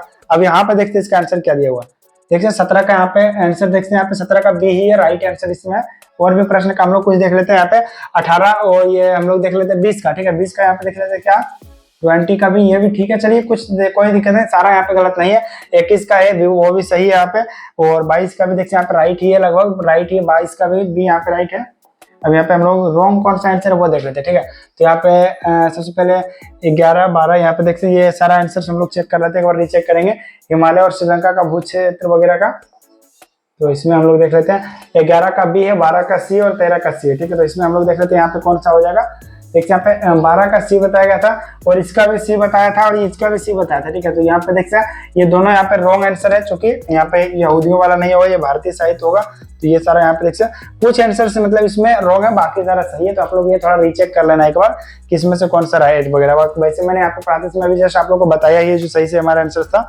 अब चलिए हम लोग यहाँ पे स्टार्ट कर लेते हैं हमारा जो नेक्स्ट है। यहाँ तक हम लोगों ने पढ़ लिया था कि सिक्के के बारे में, सिक्के प्रचुर मात्रा में कहाँ मिलते हैं, तो वह भारत में उपलब्ध है। ठीक है, अब जब वॉरेन हैंड जिसे यहाँ पे वॉरेन यहाँ पे हेस्टिंग्स, ठीक है, यहाँ पे भारत का जनरल गवर्नर जो है वो गवर्नर जनरल ना तो वाराणसी के पास उसे 172 दरिस नामक एक जिसे नामक सोने के सिक्कों से भरा एक बड़ा जिसे बड़ा घड़ा मिला था। ठीक है, सोने के सिक्के से भरा घड़ा मिला था जो कि यहाँ पे चरण, ठीक है, यहाँ पे चरण हेस्टिंगन ने अपन मलिक ईस्ट इंडिया कंपनी, ठीक है, जो मालिक, सॉरी यहाँ पे मलिक बोल रहा हूँ, जिससे यहाँ पे जो चरण हेस्टिंगन है उन्होंने अपने मालिक यहाँ पे ईस्ट इंडिया कंपनी के निर्देशक मंडल जो होते हैं मंडल की सेवा में सोने के सिक्के को यह समझकर भिजवा दिया कि यह एक ऐसा उपहार होगा जिसकी गणना, ठीक है, जिसकी गणना उसके द्वारा प्रेषित सर्वोत्तम दुर्लभ वस्तुओं में की जाएगी और इस प्रकार वह स्वयं को अपने मालिकों की दृष्टि में एक यहाँ पे महान उदार व्यक्ति प्रमाणित कर देगा। किंतु उन दुर्लभ प्राचीन यहाँ पे स्वर्ण मुद्राओं की यही नियति थी कि कंपनी के निर्देशक, ठीक है, जो ईस्ट इंडिया कंपनी के निर्देशक थे, उनका ऐतिहासिक महत्व समझ ही नहीं ना पाए और उन्होंने उन मुद्राओं को गला दिया, ठीक है, गला डाला। जब वॉरेन हेस्टिंग इंग्लैंड लौटा तो वे, ठीक है, यहाँ पे जो उस मुद्राएं दिए गए थे ईस्ट इंडिया कंपनी को, उसे क्या गया था, जिसे उसे गला दिया था। ठीक है, और जब यहाँ पे ये जो वॉरेन हेस्टिंग थे यहाँ पे, जिससे यहाँ पे ये चरण यहाँ पे जो है ये वॉरेन हो जाएगा। ठीक है, यहीं पे मिस्टेक है, सर टाइपिंग मिस्टेक है थोड़ा, तो यहाँ पे देख सकते क्या वॉरेन हेस्टिंग जो थे वो यहाँ पे जब इंग्लैंड लौटा तो वो यहाँ पे क्या किया, स्वर्ण मुद्राएं नष्ट हो चुकी थी। ठीक है, जब वो इंग्लैंड आए तो उन्होंने देखा कि आप स्वर्ण मुद्राएं नष्ट हो चुकी थी। अब यह आप लोग पर निर्भर करता है कि आप ऐसी दुर्भाग्यपूर्ण घटनाएं भविष्य में कभी नहीं ना दोहराए। ठीक है, इसके बारे में बताइए, कभी ऐसा नहीं दोहराए। जैसे ये चूंकि काफी ऐतिहासिक यहाँ पे स्वर्ण मुद्रा था उसको गला दिया गया, तो यहाँ पे वही बताया गया इसे कभी ऐसा ना दोहराए। ठीक है, देवत विज्ञान पर भारत के प्राचीन वैदिक देवत विज्ञान के कारण जो नया प्रकाश पड़ा है उसके फलस्वरूप, ठीक है, जो देवत विज्ञान है उसके फलस्वरूप संपूर्ण देवत विज्ञान का नया स्वरूप प्राप्त हो गया है। किंतु घावजूद इसके बावजूद, ठीक है, यहाँ पे घावजूद हो गया, यहाँ पे बावजूद इसके कि सच्चे देवत विज्ञान की एक आधारशिला रखी जा चुकी है। इस विज्ञान का व्यापक रूपरेखा अभी निर्मित होनी है और यह कार्य जितने ही सही ढंग से भारत में, ठीक है, जितने ही सही ढंग से भारत में है हो सकता है, अन्यत्र कहीं नहीं। ठीक है, जो यहाँ पे भी बताया गया ये देवत्व विज्ञान, तो ये भारत में ही संपन्न हो सकता है, इसके बारे में बताया गया, इससे बेटर कहीं और नहीं हो सकता। ठीक है, नीति कथाओं के अध्ययन क्षेत्र में भी भारत के कारण नवजीवन का संचार हो चुका है। ठीक है, जो हमारे यहाँ पे नीति कथाओं है उनके बारे में भी भारत का जो संचार हो चुका है, क्योंकि भारत के कारण इस समय समय पर नानाविध साधनाओं, मतलब बहुत सारे साधनाओं और मांगों के द्वारा अनेक नीति कथाएं पूर्व रूप से पश्चिम की ओर, ठीक है, पश्चिम की ओर आती रही है। हमारे यहाँ प्रचलित, ठीक है, प्रचलित कहावतों और दंत कथाओं का प्रमुख स्रोत अब बौद्ध धर्म को माना जाने लगा है। ठीक है, बौद्ध धर्म जो कि भारत में ही विकसित हुआ तो उसे माना जाने लगा। ठीक है, किंतु वहां भी अनेक समस्याएं ऐसी है जो अपने समाधान की प्रतीक्षा कर रही है। उदाहरण के लिए शेर की खाल में, ठीक है, यहाँ पे देख सकते, उदाहरण के लिए शेर की खाल में गधा की कहावत, ठीक है, ये कहावत शेर की खाल में गधा को ही ले लीजिए। यह कहावत सबसे पहले यूनान के प्रसिद्ध एवं प्राचीनतम दार्शनिक प्लेटो के, ठीक है, आप देख सकते प्लेटो का नाम यूज हुआ, प्लेटो के यहाँ पे क्रिस्टिलस में मिली है। ठीक है, जो आप उनका लिखा गया शायद कुछ बुक वगैरह होगा उसमें ये मिला है। तो ये कहाँ के थे ये आप लोग ध्यान दीजिए, ऑब्जेक्टिव में आ सकता है आप लोग को। उदाहरण के लिए जैसे शेर की खाल में गधा के कहावत को ही ले लीजिए, जो यह कहावत कहाँ से, यूनान के एक प्रसिद्ध यहाँ पे प्राचीन दर्शक कौन है, प्लेटो। आप लोग को ध्यान देना कहाँ के ये थे, यूनान के थे। ये आप लोग को इंपॉर्टेंट पॉइंट है इसलिए मैंने इसको हाईलाइट कर दिया। ठीक है, अब चलिए हम लोग नेक्स्ट पढ़ लेते हैं। यहाँ पे क्या दिया गया, तो क्या यह कहावत पूर्व से उधार ली गई थी, क्या यह पूर्व से ही उधार ली गया थी, जिससे उस साइड से जो पूर्व मतलब हुआ पूर्व साइड में, इस वजह से पूर्व पश्चिम जिससे बहुत सारे देश होते हैं, ठीक, कंट्री वगैरह, तो हम लोग जैसे जो आते हैं एशिया में आते हैं उसी प्रकार से हमारे जो पूर्व में होते हैं जैसे वेस्टर्न कंट्री वगैरह हो गया, वेस्टर्न कल्चर, ईस्टर्न कल्चर, इस तरह से। तो भाई ये पूर्व कल्चर जो है हमारा ईस्टर्न कल्चर जिससे कह सकते हैं उससे लिया गया था इसके बारे में। ठीक है, और इसी प्रकार हम न्यायालय या चूहे से संबंध उस नीति कथा को भी ले सकते हैं जिससे एप्रापेडाइट, ठीक है, ने एक सुंदरी के रूप में परिवर्तित कर दिया। ठीक है, सुंदरी के रूप में परिवर्तित कर दिया, किंतु जो एक चूहे को, ठीक है, जो एक चूहे को देखते ही तत्काल उसकी ओर आकर्षित हो गई थी। यह भी संस्कृत की एक कथा से यहाँ पे सर्वांश में मिलती जुलती एक कहानी, ठीक है, यहाँ पे कहानी है, किंतु प्रश्न यह है कि वो प्रश्न यह उपस्थित होता है कि यह कहानी यूनान में कैसे पहुंची और कहाँ ईसा पूर्व 4वीं सदी में ही स्ट्रेस को कहानियों में स्थान कैसे पा गई, ठीक है। इस क्षेत्र में भी अभी बहुत काम करना होगा, जैसे जो स्टोरी वगैरह है, जो यहाँ के जैसे जो बातें हैं वो दूसरे ईस्टर्न कंट्री वगैरह में कैसे पहुंचा, उसी के बारे में आपको बताया, ठीक है। जैसे कि यहाँ पे बताया जो संस्कृत से लिया गया, एक जो बताया गया था अभी यूनान से जो प्लेटो है उनके द्वारा जो एक कहा जैसे मुहावरा दिया गया था, तो वो इंडिया में कैसे पहुंचा उसी के बारे में यहाँ पे सारा कुछ है, ठीक है।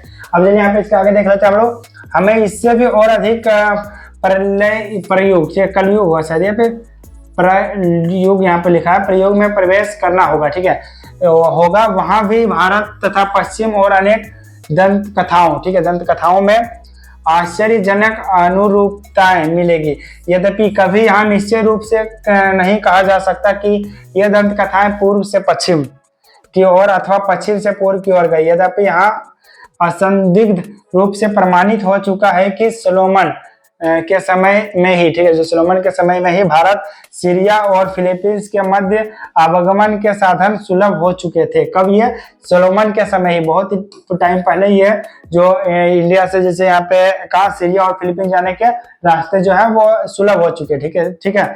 कुछ संस्कृत शब्दों के आधार पर हम इस निष्कर्ष पर पहुंचते हैं कि हाथी दांत, जैसे हाथी दांत, बंदर मोर और चंदन आदि जिन वस्तुओं के ऑफिस से, ठीक है, जिन वस्तुओं के ऑफिर से निर्यात की बात बहावल में, ठीक है, बहावल में कही गई है। सो बाइबल शायद होगा, बहावल नहीं बाइबल होगा यहाँ पे शायद, ठीक है। यहाँ पे टाइपिंग मिस्टेक हो सकता है मुझे लग रहा है। बाइबल जो कि एक बुक है उसमें कहा गया वे वस्तुएं भारत के सिवा किसी अन्य देश से नहीं लाई जा सकती और यह मान लेने का भी कोई कारण, ठीक है, कोई कारण नहीं प्रतीत होता कि भारत तथा फारस, ठीक है, फारस की खाड़ी, यहाँ पे पारस शायद होगा, या फिर फारस की खाड़ी और लाल सागर व भूमध्य सागर के बीच व्यापारिक संबंध कभी, ठीक है, व्यापारिक संबंध कभी बिल्कुल ठप हो गया था। जहां तक कि शाहनामा के यहाँ पे देखते हैं, यहाँ पे खनाकाल, ये भी मुझे गड़बड़ लग रहा है, ठीक है, खनाकाल, ये थोड़ा मैं टाइपिंग मिस्टेक को जो इतना ज्यादा है ना, इसको मैं सुधरवाने की कोशिश करूंगा नेक्स्ट वीडियोस वगैरह में। ये काफी मैंने देख रहा है यहाँ पे टाइपिंग मिस्टेक है, ठीक है, तो यहाँ पे इसको मैं इस वीडियो में चलिए कोई दिक्कत नहीं, बट मैं जो नेक्स्ट पार्ट में आप लोग को पढ़ाऊंगा उनसे मैं ये सोल्व करवा दूंगा, ठीक है। 10वीं-11वीं सदी में भी भारत के साथ यूरोप के, ठीक है, यूरोप के व्यापारिक संबंध बंद नहीं हुए थे। कौन सी सदी में? 10वीं-11वीं सदी में, काफी टाइम पहले के बारे में यहाँ पे बताया गया, ठीक है। अब चलिए हम लोग इसका कुछ ऑब्जेक्टिव क्वेश्चंस वगैरह देख लेते हैं, एमसीक्यू क्वेश्चन। अब हमारे पास कितने पीडीएफ और बचे हुए हैं? अभी देखिए काफी लॉन्ग एक तरह से ये चैप्टर, देखिए हमारे पास यहाँ पे कई सारे और भी पीडीएफ बचे हुए हैं, देखते हैं इतना सारा हमारे पास अभी और भी है, ठीक है, जिसको कि हम लोग को पढ़ के कंप्लीट करना है। उसके बाद हमारे यहाँ पे चैप्टर एंड हो जाएगा, ठीक है। ज्यादा नहीं है वैसे, और भाई 6-7 पेज पढ़ेंगे, जितना हमारा वीडियो अभी हुआ इतना और लॉन्ग हुआ था, ठीक है, उसके बाद यहाँ पे कंप्लीट हो जाएगा।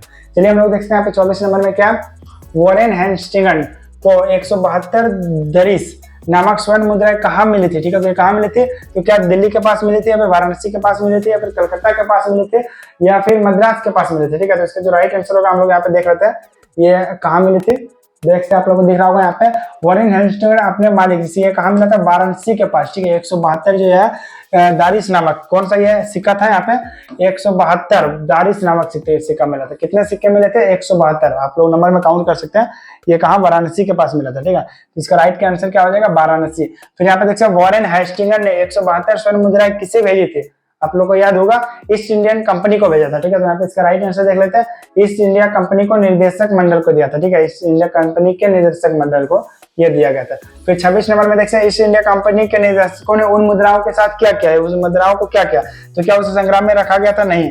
क्या उसे नीलामी कर दिया था? नहीं। भारत को वापस भेज दिया था? नहीं। उसे क्या क्या गया था? गला दिया गया था, ठीक है, उसे मतलब नष्ट कर दिया गया था। फिर 27 नंबर में देखते हैं, प्राचीन वैदिक देवत विज्ञान ने किस पर नया प्रकाश डाला था? क्या वो प्राकृतिक विज्ञान पर डाला था, संपूर्ण देवत विज्ञान पर डाला था, रासायनिक विज्ञान पर डाला था, या चिकित्सा विज्ञान पर? तो संपूर्ण देवत विज्ञान पर प्रकाश डाला था, ठीक है। फिर यहाँ पे देखिए हमारे पास 28 नंबर में, नीति कथाओं के अध्ययन क्षेत्र में नवजीवन किसके कारण आया, ठीक है। जो नीति कथा है उनके अध्ययन क्षेत्र में नवजीवन किसके कारण आया था? क्या वो यूनान के कारण आया था, या फिर भारत के कारण आए थे, रोमन के कारण, या जर्मन के कारण? तो ये भारत इसका राइट आंसर हो जाएगा। हम लोग आंसर भी एक बार देख लेते हैं 28 का। हमारे यहाँ पे क्या आंसर दिया हुआ है। ठीक है, तो हमारे पास देख लेते हैं जो हमारे पास 28 का प्रश्न है उसका बी इसका राइट आंसर है। ठीक है, तो हम लोग यहाँ पे देख लेते हैं, हम लोगों ने क्या क्लिक किया, बी। देखते हैं यहाँ पे इसका राइट आंसर हो जाएगा। ठीक है, अब यहाँ पे देखते हैं 19 नंबर में, शेर की खाल में गधा की कहावत सबसे पहले कहाँ मिलती है। तो यहाँ पे ये कहाँ पे मिलती है, आप लोग अभी जस्ट मैंने पढ़ाया था, तो ये किसके, यहाँ पे प्लेटो के क्रिस्टल में, क्रिस्टल्स क्या हुआ है यहाँ पे, शायद उनका कोई बुक होगा तो उसमें मिलता है। जस्ट मैंने आप लोग को बताया था ना, यहाँ पे अभी हाईलाइट भी किया था, तो वही वाला है। ठीक है प्रश्न।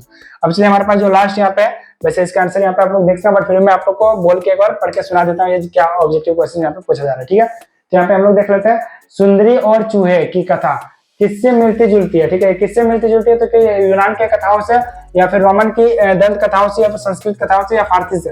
तो चूहे वाली कथा जो है वो संस्कृत से मिलती जुलती है, जो कि आप लोग को मैंने अभी जस्ट आप लोगों को क्वेश्चन पहले बताया था, यहाँ पे मैं दिखा देता हूँ।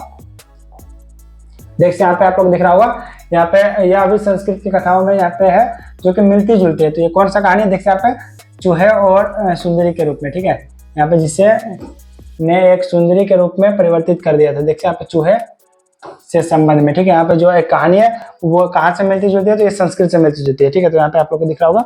अब चलिए हम लोग यहाँ पे देख लेते हैं इसका राइट आंसर। यहाँ पे यही वाला प्रश्न था ना हमारा 30 का, देख रहे हैं यहाँ पे आंसर 30 का सी, ये भी सही है यहाँ पे। अब चलिए यहाँ पे देख लेते हैं 31 नंबर, यह प्रश्न किस बारे में उठता है कि सुंदरी और चूहे वाली कथा यूनान में कैसे पहुंचे। ठीक है, तो क्या यूनान इसे मानते हैं, या ईसा पूर्व 4वीं सदी में ही अस्ट्रिस की कहानियों में इसका स्थान कैसे पाया, या फिर प्लेटो ने इसे क्यों लिखा, या फिर भारत में यह क्यों प्रसिद्ध हुआ। ठीक है, तो इसका बी आंसर राइट हो जाना चाहिए। 31 का बी देख से यहाँ पे राइट आंसर हो जाएगा ये वाला, ईसा पूर्व 4वीं में जो यहाँ पे है ये वाला। ठीक है, फिर 32 में देखते हैं किस काल में, यहाँ पे देखते हैं जो हमारा प्रश्न है क्या, किस काल में भारत का सीरिया फिलीपींस के बीच यहाँ पे आगमन होता। तो ये आप लोग को याद होगा 11वीं सदी में था ना, तो यहाँ पे 11वीं था, या फिर कौन सा देख लेते हैं, 32 का सी हो जाएगा। तो ये सोलोमन के समय में। ठीक है, ये सदी हमारा जो था वो 11वीं था शायद, देखते हैं हम यहाँ पे आप लोग को देखते हैं 11वीं या 10वीं देखते हैं, सोलोमन के समय में ही था, जो कि हम लोग का ये क्या हो रहा था, सीरिया और फिलीपींस के मध्य आवागमन सुलभ हो गया था। ठीक है, तो ये सोलोमन के समय में इसका राइट आंसर हो जाएगा। यहाँ पे देखते हैं सोलोमन के समय में, ये आप लोग को ऑब्जेक्टिव याद रखना है। फिर हमारे पास क्या 33 नंबर में, ओफिर से निर्यात की वस्तुओं जो हाथी दांत है, बंदर है, या मोर है, चंदन आदि का वास्तविक स्रोत कौन सा देश माना गया। ठीक है, तो यहाँ पे पूछा गया ये जो हाथी दांत वगैरह इसका निर्यात जो है कौन सा देश से होता था, तो आप लोग को याद होगा भारत से होता था। ठीक है, ये बाकी अदर जो ऑप्शन है ये गलत हो जाएगा। 33 का बी यहाँ पे देखते हैं, सॉरी यहाँ पे 33 का हाँ बी। ठीक है, 33 का बी राइट है। 32 का तो सी इधर से हो जाएगा। ठीक है, 32 का सी। अब यहाँ पे देखें 34 का, यहाँ पे शाहनामा की रचना काल में भी भारत और यूरोप के व्यापारिक संबंध टूटे नहीं है। शाहनाम किस सदी का ग्रंथ है। ठीक है, जो शाहनाम है वो किस सदी का, तो ये शायद हो जाएगा 10वीं 11वीं। ठीक है, यहाँ पे देखते हैं 34, ये वाला मुझे याद रह गया था शाहनाम के बारे में। ठीक है, ये 10वीं 11वीं सदी, ये वाला हमारा जो सोलोमन के समय में ही। ठीक है, ठीक है, ये वाला हम लोगों को मुझे याद रह गया था। ठीक है, तो ये हमारे कुछ क्वेश्चन जो इसके एमसीक्यू क्वेश्चन वगैरह है, जो 2 पेज हम लोगों ने अभी पढ़ा वो कंप्लीट हो चुका है। अब चलिए हमारे पास जो नेक्स्ट इसका स्पीच का नेक्स्ट पार्ट है, हमारे पास जो नेक्स्ट पेज है ये हम लोग पढ़ लेते हैं, उसके बाद हम लोग फिर इसका जो एमसीक्यू क्वेश्चंस वगैरह वो करेंगे। देखते हैं यहाँ पे इसके बाद हमारे पास कुछ एमसीक्यू क्वेश्चंस वगैरह, उसके बाद हमारे पास ज्यादा नहीं बचेगा, बस कुछ लास्ट ही इससे कहानी बचा हुआ, ये स्पीच बचा हुआ, उसके बाद ये स्पीच इन हो जाएगा। ठीक है, फिर हमारा ये जो चैप्टर है क्लास 10th हिंदी का जो 3rd नंबर चैप्टर है भारत से क्या सीखा, ये हमारा कंप्लीट हो जाएगा। ठीक है, चलिए यहाँ पे इसको हम लोग स्टार्ट कर लेते हैं, उसके बाद आप लोग को यहाँ पे बता दें। और अभी भी मैं बता देना चाहता हूँ स्टूडेंट्स, यदि आपको ये जो स्पीच है ये मैं जो समझा रहा हूँ ये अच्छे से समझ आ रहा है तो बेशक वीडियो को लाइक कीजिएगा। जो एमसीक्यू क्वेश्चन वगैरह आ रहे हैं उसको आप लोग को अच्छे से अगर समझ पा रहे हैं तो वीडियो को लाइक कीजिए, चैनल पर नए हो चैनल को सब्सक्राइब कीजिए, और अपने फ्रेंड लोगों के साथ भी वीडियो को शेयर जरूर कीजिए। ठीक है, चलिए यहाँ पे वीडियो को स्टार्ट कर लेते हैं। यहाँ पे देख लेते हैं हम लोग सबसे पहले यहाँ पे क्या बताया गया। यहाँ पे आप में से, यहाँ पे क्या लिखा हुआ, आप में से कईयों ने भाषाओं का ही नहीं भाषा विज्ञान का भी अध्ययन किया होगा। ठीक है, जैसे भाषा तो आप लोग पढ़ेंगे, उसके साथ भाषा विज्ञान जो होता है उसका भी अध्ययन किया होगा। तो आपको क्या भारत से बढ़कर, ठीक है, भारत से बढ़कर दूसरा कोई देश दिखाई देता है जहाँ केवल शब्दों का ही नहीं बल्कि व्याकरणात्मक तत्वों का विकास और क्षय से संबंध, ठीक है, संबंध भाषा वैज्ञानिक समस्याओं के अध्ययन का महत्वपूर्ण अवसर प्राप्त हो सके। वहां आपको आर्य, ठीक है, आर्य, द्रविड़ और मुंडा जैसे, ठीक है, यहाँ पे 3 नेम यूज किया गया, आर्य, द्रविड़ और मुंडा जैसे अनेक भाषावासी जैसे जो जातियों का बोलचाल की भाषाओं का ही नहीं अपितु उनके साथ यूनानी सूचुहुन और अरब और ईरानी, ठीक है, जैसे ये तीनों एक ही है, सूचुहुन जैसे सूची हुन और अरब, ठीक है, ये तीनों एक ही है। और यहाँ पे यूनानी और मुगल आक्रमणकारियों का जो विजेताओं की भाषाओं के सम्मिश्रित, ठीक है, जो सम्मिश्रण है का अत्यंत, यहाँ पे अत्यंत रोचक भाषा वैज्ञानिक जिसे यहाँ पे समस्याओं के अध्ययन का भी सुयोग प्राप्त हो सकता है, ठीक है। इससे जैसे जितने भी ये जो बताए गए यूनानी वगैरह, यहाँ पे ईरानी वगैरह जैसे जो कि भारत पे आक्रमण किए थे पहले या फिर भारत में शासन किए थे, फिर उस प्रकार से यहाँ पे देख सकते जो दिख रहा होगा यहाँ पे मुगल आक्रमणकारियों का, तो ये जितने यहाँ पे राज किए हैं आके इंडिया पे, तो उन सभी का थोड़ा थोड़ा भाषा जिससे रहन सहन, तो वो भारत के जो यहाँ पे लोग हैं इन सभी में थोड़ा बहुत मिलता जुलता है, ठीक है। तो वही यहाँ पे बताया गया कि ये सारा का मिश्रित यहाँ पे एक तरह से आप लोग को क्या भारत के अलावा कहीं मिल सकता, तो उसी के बारे में बताया गया, ठीक है। यदि आप जैसे विधि शास्त्र या कानून के विद्यार्थी हैं तो आपको विधि अहिताओं, ठीक है, जैसे विधि संहिता होगा या फिर अहिताओं के एक ऐसे इतिहास की जांच पड़ताल, ठीक है, एक ऐसे इतिहास की जांच पड़ताल का अवसर मिलेगा जो यूनान, रोम और जर्मन को जात विधि शास्त्रों के इतिहास से सर्वथा भिन्न होते हुए भी इनके साथ, ठीक है, इनके साथ समानताओं और विभिन्नताओं के कारण विधि शास्त्र के किसी भी विद्यार्थी के लिए उपयोगी सिद्ध हो सकता है, ठीक है। यहाँ पे बताएंगे उपयोगी सिद्ध हो सकता है। उदाहरण के लिए हम धर्म सूत्र या समयाचारिक सूत्रों को ही ले लें, ठीक है। यहाँ पे कौन कौन सा समयाचारिक और यहाँ पे एक कौन सा धर्म सूत्र, ठीक है, को ही ले लें। ये धर्म सूत्र मानव धर्म शास्त्र, ठीक है, जो मानव धर्म शास्त्र जो होते हैं शास्त्र कैसे प्रवर्ती विधि ग्रंथों की आधारभूत सामग्री उपलब्ध कराते हैं, ठीक है। यदि आप लोगों को अत्यंत, ठीक है, अत्यंत सरल राजनीतिक इकाइयों के निर्माण और विकास से संबंधित प्राचीन युग के कानून के पुरातन, ठीक है, पुरातन रूपों के बारे में इधर जो अनुसंधान हुए हैं उनके महत्व और वैशिष्ट्य को परख सकने की क्षमता प्राप्त करनी है तो, ठीक है, प्राप्त करनी है तो आपको इसके लिए आज भारत की ग्राम पंचायतों के रूप में इसके प्रत्यक्ष दर्शन का सुयोग अवसर ही मिल जाएगा, ठीक है। यहाँ पे सुयोग अवसर बोला, सुयोग अनायास ही मिल जाएगा, ठीक है। उसके बाद क्या, भारत में प्राचीन स्थानीय शासन प्रणाली, ठीक है, शासन प्रणाली पंचायत प्रथा को समझने या समझाने का बहुत बड़ा क्षेत्र विद्यमान है।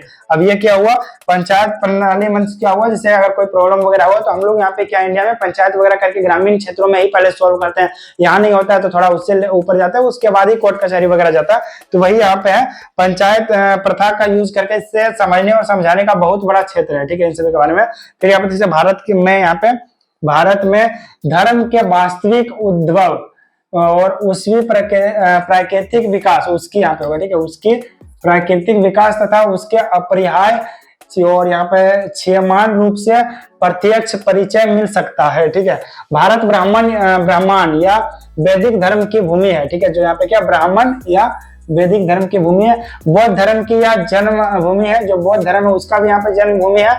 उसके साथ ही पारसियों के जो जरबुद्ध धर्म है, जो यहाँ पे यह धर्म स्थली शरण स्थली है, ठीक है, जो यहाँ पे पारसी लोग का जो जरबुद्ध धर्म है यहाँ पे उसका भी शरण स्थली जो है वो भारत ही है, ठीक है। इसके बारे में बताया गया। आज भी यहाँ नित्य मतांतर प्रकट व विकसित होते रहते हैं। भारत में आप अपने आपको सर्वत्र अत्यंत, ठीक है, सर्वत्र अत्यंत प्राचीन और सुंदर भविष्य के बीच खड़ा पाएंगे। जब आप भारत में रहेंगे तो प्राचीन और जो सुंदर होते हैं उनके बीच एक तरह से पाएंगे, मतलब पुराने जो जमाने की चीजें उन सभी को आप लोग देखेंगे, उसके बारे में बताएगा, ठीक है, बीच खड़ा पाएंगे। वहां आपको ऐसे अवसर भी मिलेंगे जो किसी पुरातन विश्व में, ठीक है, जो किसी पुरातन विश्व में सुलभ हो सके।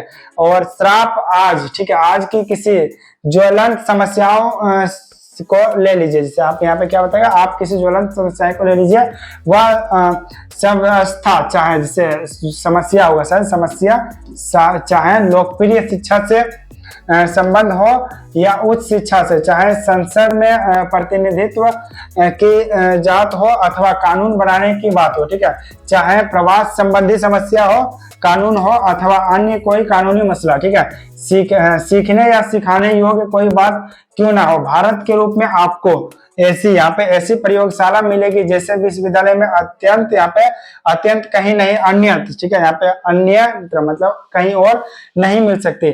संस्कृत भाषा के द्वारा आपको चिंतन की ऐसी गंभीर, ठीक है, ऐसी गंभीर धारा में अवगहन का अवसर मिलेगा जो यहाँ पे मिलेगा जो अभी तक आपके लिए अत्यंत अज्ञात थी। यहाँ आपको मानव हृदय की गहनतम सहानुभूति और सदायता को जानने वाले पाठ श्री प्राचुर्य परिमाण में पढ़ने को मिल सकता है, ठीक है, प्रचुर परिमाण में से पढ़ने को मिल सकता है, इसके बारे में बताएगा, ठीक है। मानव मस्तिष्क के, ठीक है, मानव मस्तिष्क का इतिहास के उस अध्ययन में या यूं कहें कि ठीक है, या यूं कहें कि हमारे अपने स्वरूप के अध्ययन में, अपने सच्चे आत्मरूप की पहचान में, ठीक है, जिससे अपने स्वरूप आत्मरूप जो होता है अपने अंदर की पहचान में भारत का स्थान किसी भी देश के बाद दूसरे नंबर पर नहीं रखा जा सकता है, मतलब यह फर्स्ट स्थान पे ही रहेगा, मतलब इसके ऊपर कोई स्थान हो ही नहीं सकता, इसके बारे में बताएगा, ठीक है। मानव मस्तिष्क के चार किसी भी क्षेत्र को, ठीक है, चार किसी भी क्षेत्र को आप अपने विशिष्ट अध्ययन का विचार क्यों ना बना लें, ठीक है, चाहे यह भाषा क्षेत्र हो या धर्म का देवत्व विज्ञान का हो, या देखिए आप, या दर्शन का हो, चाहे विधि शास्त्री का हो या कानून का हो, अथवा रीति रिवाजों का हो या परंपराओं का हो या प्राचीन कला शिल्प का हो, ठीक है, या फिर यहाँ पे देखते हैं अथवा पुरातन विज्ञान का हो, या इसमें प्रत्येक क्षेत्र में विचरण करने के लिए भले ही आप चाहे या ना चाहे आपको भारत की, ठीक है, आप देखते भारत की, इसके बाद हम लोग देखते हैं भारत की क्या, भारत की शरण लेनी ही होगी, क्योंकि मानव इतिहास से संबंध अत्यंत बहुमूल्य, अत्यंत जिसे उपदेशीय, प्रमाणिक, सामांतरी का एक बहुत बड़ा भाग भारत और केवल भारत में ही संचित है, ठीक है। तो यहाँ तक हम लोगों ने पढ़ लिया। अब चलिए हमारे जो कुछ ऑब्जेक्टिव क्वेश्चंस वगैरह वो हम लोग यहाँ पे कर लेते हैं, ठीक है।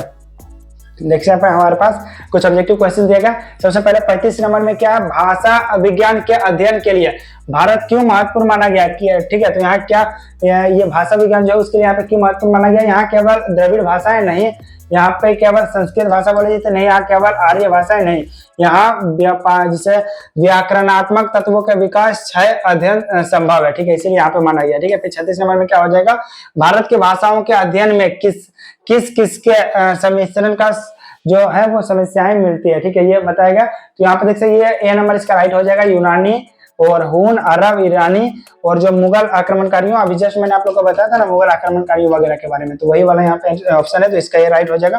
फिर यहाँ पे 37 का धर्म सूत्र और समय चारिक सूत्र किस क्षेत्र से संबंधित है, ठीक है, तो क्या इतिहास से या विधि शास्त्र से या राजनीतिक या फिर समाज शास्त्र से, ठीक है। तो ये कौन सा धर्म सूत्र और समय चारिक सूत्र किस क्षेत्र से संबंधित है, इसके बारे में पूछा जा रहा है, ठीक है। तो इसका आंसर हम लोग देख लेते हैं सबसे पहले। तो यहाँ पे इसका जो आंसर हमारा क्या हो जाएगा, यहाँ पे देख सकते हैं सबसे पहले यहाँ पे ऑप्शन देख लीजिए, यहाँ पे इतिहास शास्त्र या फिर राजनीतिक शास्त्र या फिर समाज शास्त्र, तो इसका जो राइट आंसर हो जाएगा वो विधि शास्त्र हो जाएगा, ठीक है। फिर हमारे पास 38 नंबर में प्रश्न पूछा गया, यहाँ पे देख सकते हैं भारत के प्राचीन पंचायत प्रणाली का उदाहरण किस रूप में दिया गया, क्या शिक्षा व्यवस्था के रूप में या स्थानीय शासन प्रणाली के रूप में या सांस्कृतिक धरोहर के रूप में या कृषि व्यवस्था के रूप में, तो यह स्थानीय शासन प्रणाली के रूप में इसका जो है एग्जांपल दिया गया था वो स्थानीय शासन प्रणाली के रूप में दिया गया, ठीक है। इसका हम लोग आंसर भी देख सकते हैं, अगर देखना चाहे तो 38 का देख सकते हैं, यहाँ पे जो हमारे पास प्रश्न दिया गया 38 नंबर का, इसका देखते हैं 38 का भी हमारे यहाँ पे राइट आंसर हो जाएगा, यहाँ पे देखते हैं स्थानीय प्रशासन के रूप में, ठीक है। फिर 39 का देखते हैं भारत किस धर्म की जन्मभूमि कहा गया, ठीक है, तो ये कौन सा धर्म है, तो क्या ये जैन धर्म का था, नहीं, क्या ये जरथुस्त्र धर्म है, ठीक है, ये कौन सा है, मुझे सॉरी मैं उच्चारण सही से नहीं कर पा रहा हूँ, अगर आप ये धर्म क्या तो उसमें जिससे कोई ऐसा नहीं है, मैं उच्चारण में थोड़ा ये जरथुस्त्र होगा, ठीक है, यहाँ पे इस तरह से। फिर इस्लाम का होगा तो ये भी नहीं, तो ये बौद्ध धर्म का है, ठीक है, यहाँ पे बौद्ध धर्म का इनका है, और ये शायद बिहार में ही बौद्ध धर्म का जो है वो स्टार्ट हुआ था, ठीक है। फिर यहाँ पे देखते हैं 40 नंबर में पारसियों का जरथुस्त्र धर्म जो है यहाँ पे वो धर्म भारत में किस रूप में पाया जाता है, तो क्या वो विरोध स्थल या फिर शरण स्थलीय या उत्पत्ति स्थल या फिर समान स्थल, तो ये शरण स्थलीय इसका राइट आंसर हो जाएगा। यहाँ पे देखते हैं आप लोग को मैंने जस्ट अभी बताया भी था, यहाँ पे जो ये जर बुद्ध यहाँ पे है, लेकिन वो जो स्पेलिंग है तो ये किस रूप में था, ये जैसे शरणस्थलीय रूप में, ठीक है। तो इसका यहाँ पे देखते हैं ये जो दोनों हमारा जो पेज है वो सेम ही पेज है, यहाँ पे देखते हैं 40 नंबर का इसमें भी है, और इसमें हम लोग ऑलरेडी इसका आंसर कर चुके हैं। यहाँ पे आंसर देखते हैं, इसका ये वाला है, इसका बौद्ध है, इसका स्थानीय प्रणाली है, इसका यहाँ पे ये वाला हो जाएगा, फिर आक्रमण होगा, फिर विधिवत शास्त्री होगा, ये सारा एक ही प्रश्न है, तो इसका हम लोग सिंपली स्किप कर देते हैं। अब चलिए हम लोग यहाँ पे नेक्स्ट हमारा जो यहाँ पे स्लाइड है, फिर यहाँ पे हमारे पास देखते हैं जो 41 नंबर का यहाँ पे हमारे पास प्रश्न है, जिसमें कि आप लोगों को दिख रहा होगा यहाँ पे क्या पूछा गया, भारत को किसके रूप में बताया गया, ठीक है। तो क्या इसे प्राचीन सभ्यता के अवशेष के रूप में बताया गया या फिर केवल आधुनिक सभ्यता या फिर केवल ग्रामीण सभ्यता, उसका राइट आंसर क्या हो जाएगा, अतीत और भविष्य के बीच खड़ा जो देश है उसे भारत, यहाँ पे भारत को संबोधित किया गया, ठीक है। फिर यहाँ पे क्या भारत किस प्रकार की प्रयोगशाला कहा गया, क्या राजनीति और शिक्षा का प्रयोगशाला, धर्म और सांस्कृतिक के प्रयोगशाला या विश्व में अद्वितीय प्रयोगशाला या फिर केवल दर्शन की प्रयोगशाला, ठीक है। तो यहाँ पे हमारे पास 42 का आंसर क्या हो जाएगा, देखते हैं 42 का सी, यहाँ पे विश्व में अद्वितीय प्रयोगशाला, मतलब इसके जैसा कोई भी एक प्रयोगशाला नहीं हो सकता, उसके बारे में यहाँ पे बताया गया। ठीक है, फिर 43 में क्या संस्कृत भाषा के अध्ययन से क्या प्राप्त होता है, क्या संस्कृत भाषा के अध्ययन से क्या प्राप्त होता है, तो क्या इससे हमें साहित्य मनोरंजन मिलता है, नहीं, क्या गहन चिंतन की धारणा और अवगाहन का अवसर मिलता है, ये इसका राइट आंसर हो जाना चाहिए। देखते लेते हैं हम लोग 43 का भी, ये इसका राइट आंसर हो जाएगा यहाँ पे। फिर केवल व्याकरण और केवल कविता, ये भी नहीं। ठीक है, फिर मानव हृदय की गहनतम सहानुभूति और सदास्यता जगाने वाले पाठ कहाँ मिलते हैं, क्या ये अंग्रेजी साहित्य में मिलते हैं, नहीं, क्या यूनानी, और ये नहीं, क्या संस्कृत, ये राइट हो जाएगा। ठीक है, 44 का बी। फिर हमारे पास 45 क्या, मानव मस्तिष्क के इतिहास और आत्मरूप की पहचान के अध्ययन में भारत का स्थान कैसा है। ठीक है, तो क्या दूसरा स्थान है या किसी भी देश के बाद नहीं है, तो ये हो जाएगा इसका आंसर, मतलब ये फर्स्ट स्थान है। ठीक है, यहाँ पे फर्स्ट स्थान में तो वही बताया गया, किसी भी देश के बाद नहीं है। ठीक है, मतलब उससे पहले है, तो ये इसका राइट आंसर हो जाएगा। अब चलिए हम लोग चलते हैं हमारा नेक्स्ट पार्ट की ओर। देखिए हमारे पास ज्यादा नहीं बचा, बस यहाँ पे 3 पेज और पढ़ेंगे, फिर देखिए हमारे पास कुछ एमसीक्यू क्वेश्चंस आएगा, फिर हमारे पास यहाँ पे ये कंप्लीट हो जाएगा 3 पेज पढ़ने के बाद। उसके बाद देखिए हमारे पास ये थोड़ा सा बचेगा, बस इतना ही। ठीक है, तो हम लोग 3 पेज और पढ़ेंगे, उसके बाद हमारे पास लगभग मान लीजिए ना के बराबर ही, उसमें से भी एक पेज हम लोगों ने ऑलरेडी कुछ पार्ट इसका पढ़ रखा है। चलिए हम लोग इसको फास्टली यहाँ पे पढ़ लेते हैं, मतलब इसमें स्पीच में क्या दिया गया वो मैं आप लोग को बताता हूँ। और अभी मैं फिर से बता देना चाहता हूँ स्टूडेंट्स, यदि आपने अभी तक हमारे वीडियो को लाइक नहीं किया, वीडियो को लाइक जरूर कीजिए, अपने फ्रेंड लोगों के साथ शेयर कीजिए, और चैनल पर नए चैनल को सब्सक्राइब भी जरूर कर लीजिए। ठीक है, चलिए यहाँ पे देख लेते हैं, यदि आप भारत के इतिहास के किसी एक अध्याय, ठीक है, अध्याय का भी समय का अध्ययन व्याख्या विवेचन कर ले, तो आप पाएंगे कि हमारे स्कूलों और कॉलेजों में पढ़ाए जाने वाला इतिहासों के, ठीक है, इतिहासों का सब अध्याय मिलकर एक क्षण के लिए भी इसके बराबरी नहीं कर सकता। ठीक है, किसके बारे में बताएगा, भारत का इतिहास के बारे में। ठीक है, इसके बराबरी नहीं कर सकते हैं। अभी आज के भारतीय साहित्य की चर्चा, ठीक है, आज के भारतीय साहित्य की चर्चा करना नहीं चाहूंगा, किंतु भारत के उस अत्यधिक प्राचीन भाषा की चर्चा करूंगा जिसका नाम संस्कृत है। ठीक है, संस्कृत है, जिसका नाम संस्कृत है होगा। अब आप ही पूछेंगे कि संस्कृत में ऐसी क्या बात है जिसके कारण हम उस पर इतना ध्यान दे तथा ऐतिहासिक दृष्टिकोण से संस्कृत, ठीक है, ऐतिहासिक दृष्टिकोण से संस्कृत सर्वत्रीय शाही क्यों है। ठीक है, और संस्कृत की सबसे पहली विशेषता है कि प्राचीनता, क्योंकि इसमें सबसे विशेषता क्या है संस्कृत के, क्योंकि ये प्राचीन भाषा, क्योंकि हम जानते हैं कि ग्रीक भाषा जो है उससे भी पहले संस्कृत का काल पुराना है। ठीक है, मतलब जो पुराना भाषा माना जाता था ग्रीक, तो उससे भी पुराना कौन सा भाषा, संस्कृत है, जिसका रूप में आज यह हम तक पहुंची है। ठीक है, जिसके रूप में यह आज हमारे तक पहुंची है, उसमें भी अत्यंत प्राचीन तत्व भांति, ठीक है, भांति सुरक्षित है। बहुत ही से प्राचीन तत्व जो है भांति भी सुरक्षित है। ग्रीक और लैटिन भाषाएं लोगों को सदियों से ज्ञात है, और निसंदेह यह भी अनुभव किया जा रहा था कि, ठीक है, किया जा रहा था कि इन दोनों भाषाओं में कुछ ना कुछ समय अवश्य है। ठीक है, कुछ या ना कुछ साम्य अवश्य में, तो दोनों एक ही जैसा है। ठीक है, किंतु समस्या यह थी कि इन दोनों भाषाओं में विद्वान समानता, ठीक है, विद्वान समानता जो एक जैसे जो समानता मिलता है को व्यक्त कैसे किया जाएगा। कभी ऐसा होता था कि किसी शेख शब्द, जैसे शेष शब्द होगा, कि निर्माण प्रक्रिया में लैटिन की कुंजी मान लिया जाए या फिर मान लिया जाता था, और कभी किसी लैटिन शब्द के रहस्यों को खोलने के लिए, ठीक है, ग्रीक का सहारा लेना पड़ता था। इस प्रकार से प्रॉब्लम आती थी इन दोनों भाषाओं में। ठीक है, लेकिन जैसे यहाँ पे उसके बाद जब ग्राथिक और एंग्लो सेक्शन जैसी जो ट्यूटानिक भाषाओं जो है वो पुरानी केल्टिक तथा ल्वाब भाषाओं का भी अध्ययन किया जाने लगा। जैसे यहाँ पे क्या जाने लगा, तो इन भाषाओं में किसी ना किसी प्रकार का पारिवारिक संबंध स्वीकार करना ही पड़ा। किंतु जैसे पारिवारिक संबंध में क्या हुआ, एक दूसरे से मिला जुला, जैसे ये भाषा उससे लिया गया, वो भाषा इससे, इसी प्रकार का पारिवारिक संबंध स्वीकार करना ही पड़ा। किंतु इन भाषाओं में, ठीक है, किंतु इन भाषाओं में इतनी अधिक समानता कैसे आ गई, और समानताओं के साथ ही साथ इतना अधिक अंतर भी इनमें कैसे पड़ गया। ठीक है, इसके बारे में बताया गया कैसे पड़ गया अंतर। अब देखते हैं, यह रहस्य बता रही है या बता रही होगा, ठीक है, बता रही है, और इसी कारण ऐसे अनेक अहेतुकावाद जैसे अहेतुवाद उठ खड़े हुए, जैसे जो यहाँ पे प्रॉब्लम्स एक तरह से खड़े हुए, जो भाषा विज्ञान को मूल सिद्धांतों के, ठीक है, मूल सिद्धांतों के स्वतः विपरीत है। किंतु यूं ही इन भाषाओं के बीच में संस्कृत का बेटी की तत्काल लोगों को एक सही प्रकाश और गर्मी, ठीक है, गर्मी का एहसास होने लगा। जो संस्कृत है वो एक तरह से यहाँ पे उभर कर आया है और इसी से भाषाओं का पारस्परिक संबंध भी स्पष्ट हो गया। निश्चित ही संस्कृत इन सब भाषाओं की अग्रजा है, ठीक है। अग्रजा मीन्स सभी का इससे बड़ा, इससे कह सकते वो है। उन्होंने उससे, ठीक है, उससे हमें ऐसी बहुत सी बातें ज्ञात हो सकी जो इस परिवार का किसी अन्य भाषाओं से सर्वथा भुला दी गई थी, ठीक है। जिससे मतलब जो अदर भाषा नहीं बता पाए वो संस्कृत यहाँ पे बताया, उसके बारे में बताया गया। और ये कौन बोल रहे हैं? एक दूसरे देश का व्यक्ति जो कि हमारे देश में शायद आए थे और यह वहां पे दूसरे देश में जाकर ही ये भाषण दिया गया, ठीक है। और ये किनके द्वारा दिया गया? तो मैक्स मुलर के द्वारा। वो जाकर इसलिए तारीफ कर रहे हैं भारत के बारे में और भारत के भाषाओं के बारे में, ठीक है।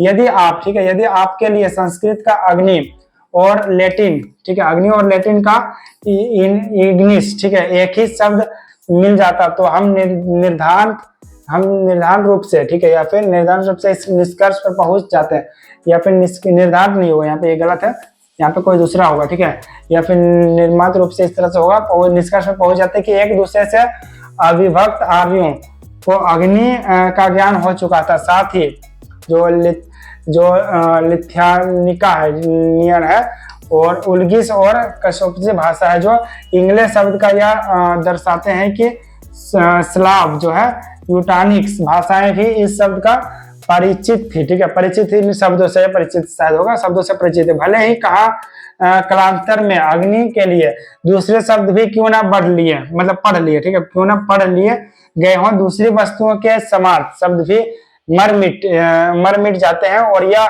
बात जिसे पान सरल नहीं है, ठीक है, यह बात मानना सरल नहीं है, वो सर मानना सरल नहीं है कि कोई शब्द किसी एक भूभाग में क्यों है और कैसे, क्यों और कैसे पनपता रहता है, ठीक है। जैसे एक भूभाग में कोई भाषा कैसे पनपता रहता है इसके बारे में, ठीक है।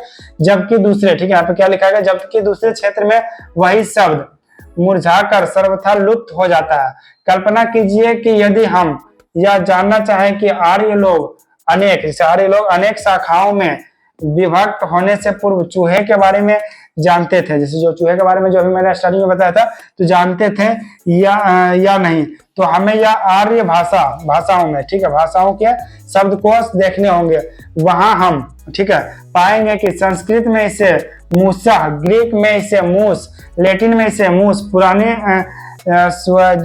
स्लावोनिक में साइंस और पुरानी उच्च जर्मन में इसे मूस, ठीक है, मूस कहते हैं। जैसे यहाँ पे देखते हैं जितने भाषा उसमें अलग अलग कहा गया, जैसे मूसा कहा गया संस्कृत में, ग्रीक में मूस और इसमें भी मूस, लेकिन देखते हैं इसको देखते हैं यहाँ पे ये उच्चारण थोड़ा डिफरेंट है बस यहाँ पे, ठीक है।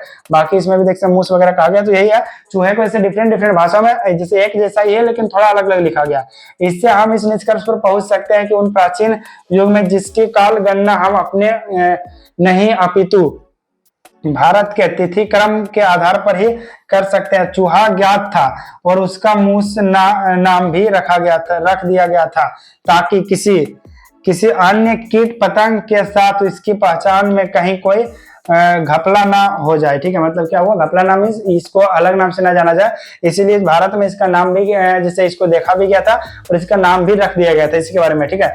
इस प्रकार पुराने पत्थरों या कांच के टुकड़े को जोड़ कर बताए गए पच्चीकारी के, ठीक है, पच्चीकारी के, यहाँ पे इसके बारे में हम लोग आगे देख लेते हैं। चित्र की भांति आर्यों के विभाजन से पूर्व की सभ्यता व संस्कृत अवस्था का कुछ जो कमोवेश एक परिपूर्ण चित्र बनाया जा सकता है और बनाया जा चुका है। इतना ही क्यों, भारत का यूनान, इटली और जर्मन में बिखरे पड़े विशेषताओं के आधार पर आर्यों की जिस मूल भाषा का, ठीक है, ढांचा खड़ा किया गया है, वह अभी उन भाषाओं के अत्यंत दीर्घकालीन चिंतन प्रक्रिया की ही उपलब्धि है, ठीक है। उन भाषाओं का जो अत्यंत दीर्घकालीन से जो चिंतन कार्य में हुआ कि उसका जो एक तरह से दृढ़, जिससे उसमें ज्यादा जो क्या बोल दो इसको मैं, मतलब कोई भी अगर भाषा वगैरह उसमें ज्यादा मेहनत किया जाए, ज्यादा उसके बारे में शोध किया जाए, रिसर्च किया जाए, तो उसी के बारे में कि जितना अधिक जैसे सोच किया गया, जितना अधिक चिंतन किया गया, उसी की उपलब्धि है कि इनमें इतना कुछ जैसे दिया गया है, ठीक है।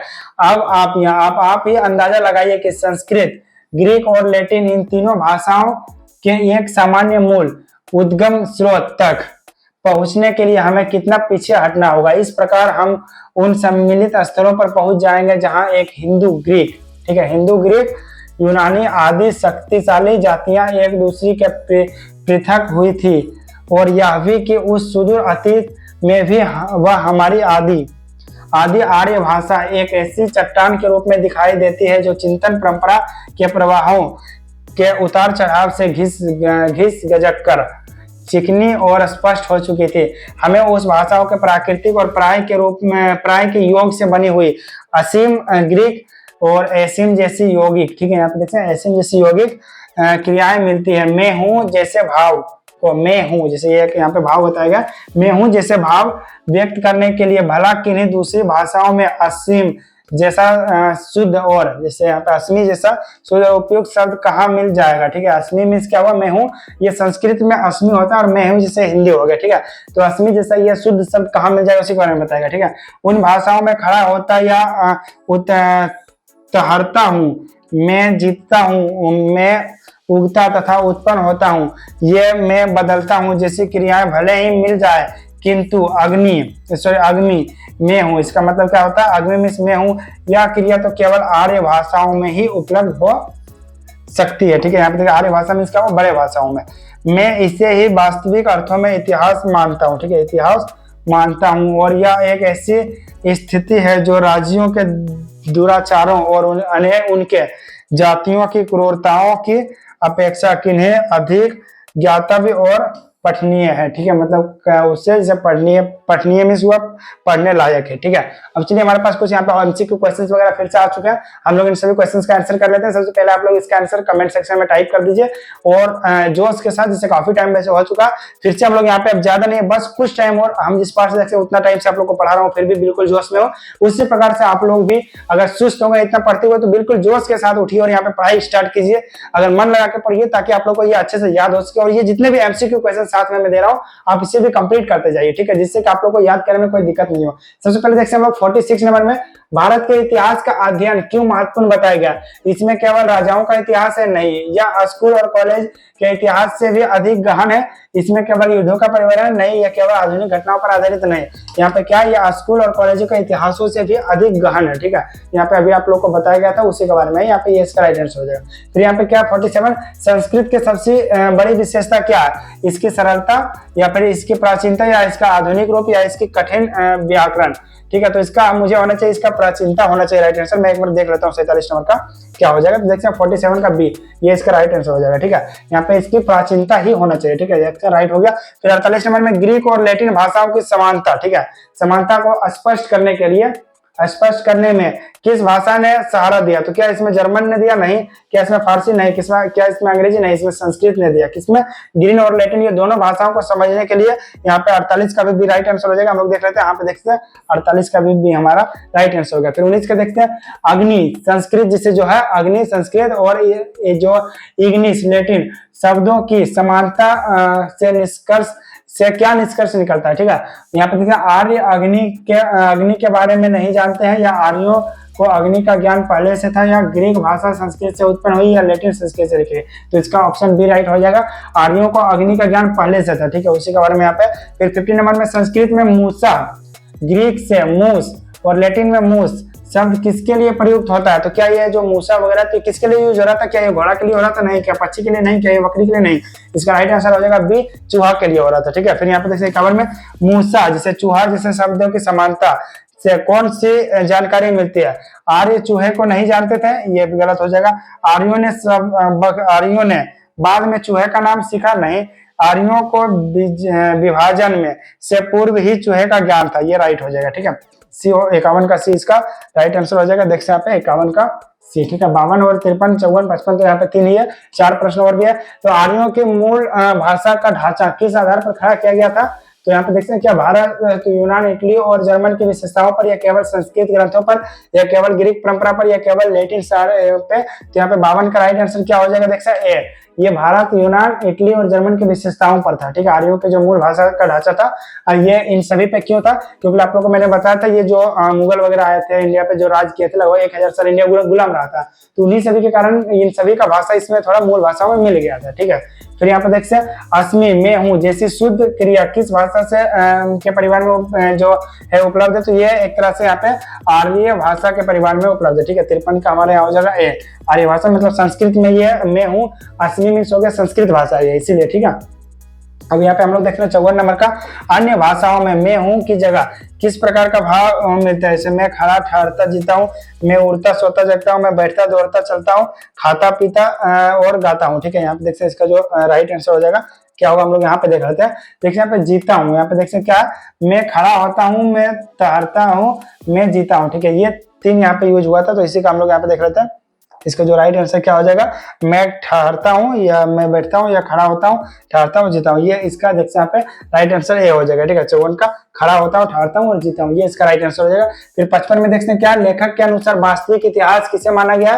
तो क्या भाषाओं और विचारकों का इतिहास, राजाओं का अत्याचार, या फिर जातियों का क्रूरता, या राज्यों का युद्ध। यहाँ पे सी हो जाएगा 55 का सी। देख सकते हैं सारा आंसर हम लोग यहाँ पे मैच कर सकते हैं। तो हमारा ये भी कंप्लीट हो गया। अब हमारे पास बचा कितना, मात्र देख सकते हैं 3 पेज, यहाँ पे 1 2 और यहाँ पे देख सकते 3 पेज, और फिर हमारे पास कुछ एमसीक्यू क्वेश्चंस वगैरह आएगा। फिर लास्ट हमारे पास एक यहाँ पे ये बचेगा, उसके बाद ये कंप्लीट हो जाएगा। ठीक है, तो हम लोग 3 पेज और यहाँ पे पढ़ेंगे, फिर हमारे पास ये ऑल कंप्लीट हो जाएगा चैप्टर। ठीक है, तो चलिए हम लोग यहाँ पे फिर से स्टार्ट कर लेते हैं बिल्कुल जोश के साथ। और मैं अगेन आप लोग को बता देता हूं, तो वीडियो को अभी तक लाइक नहीं किया, लाइक कीजिए, चैनल पर नए हो चैनल को सब्सक्राइब कीजिएगा।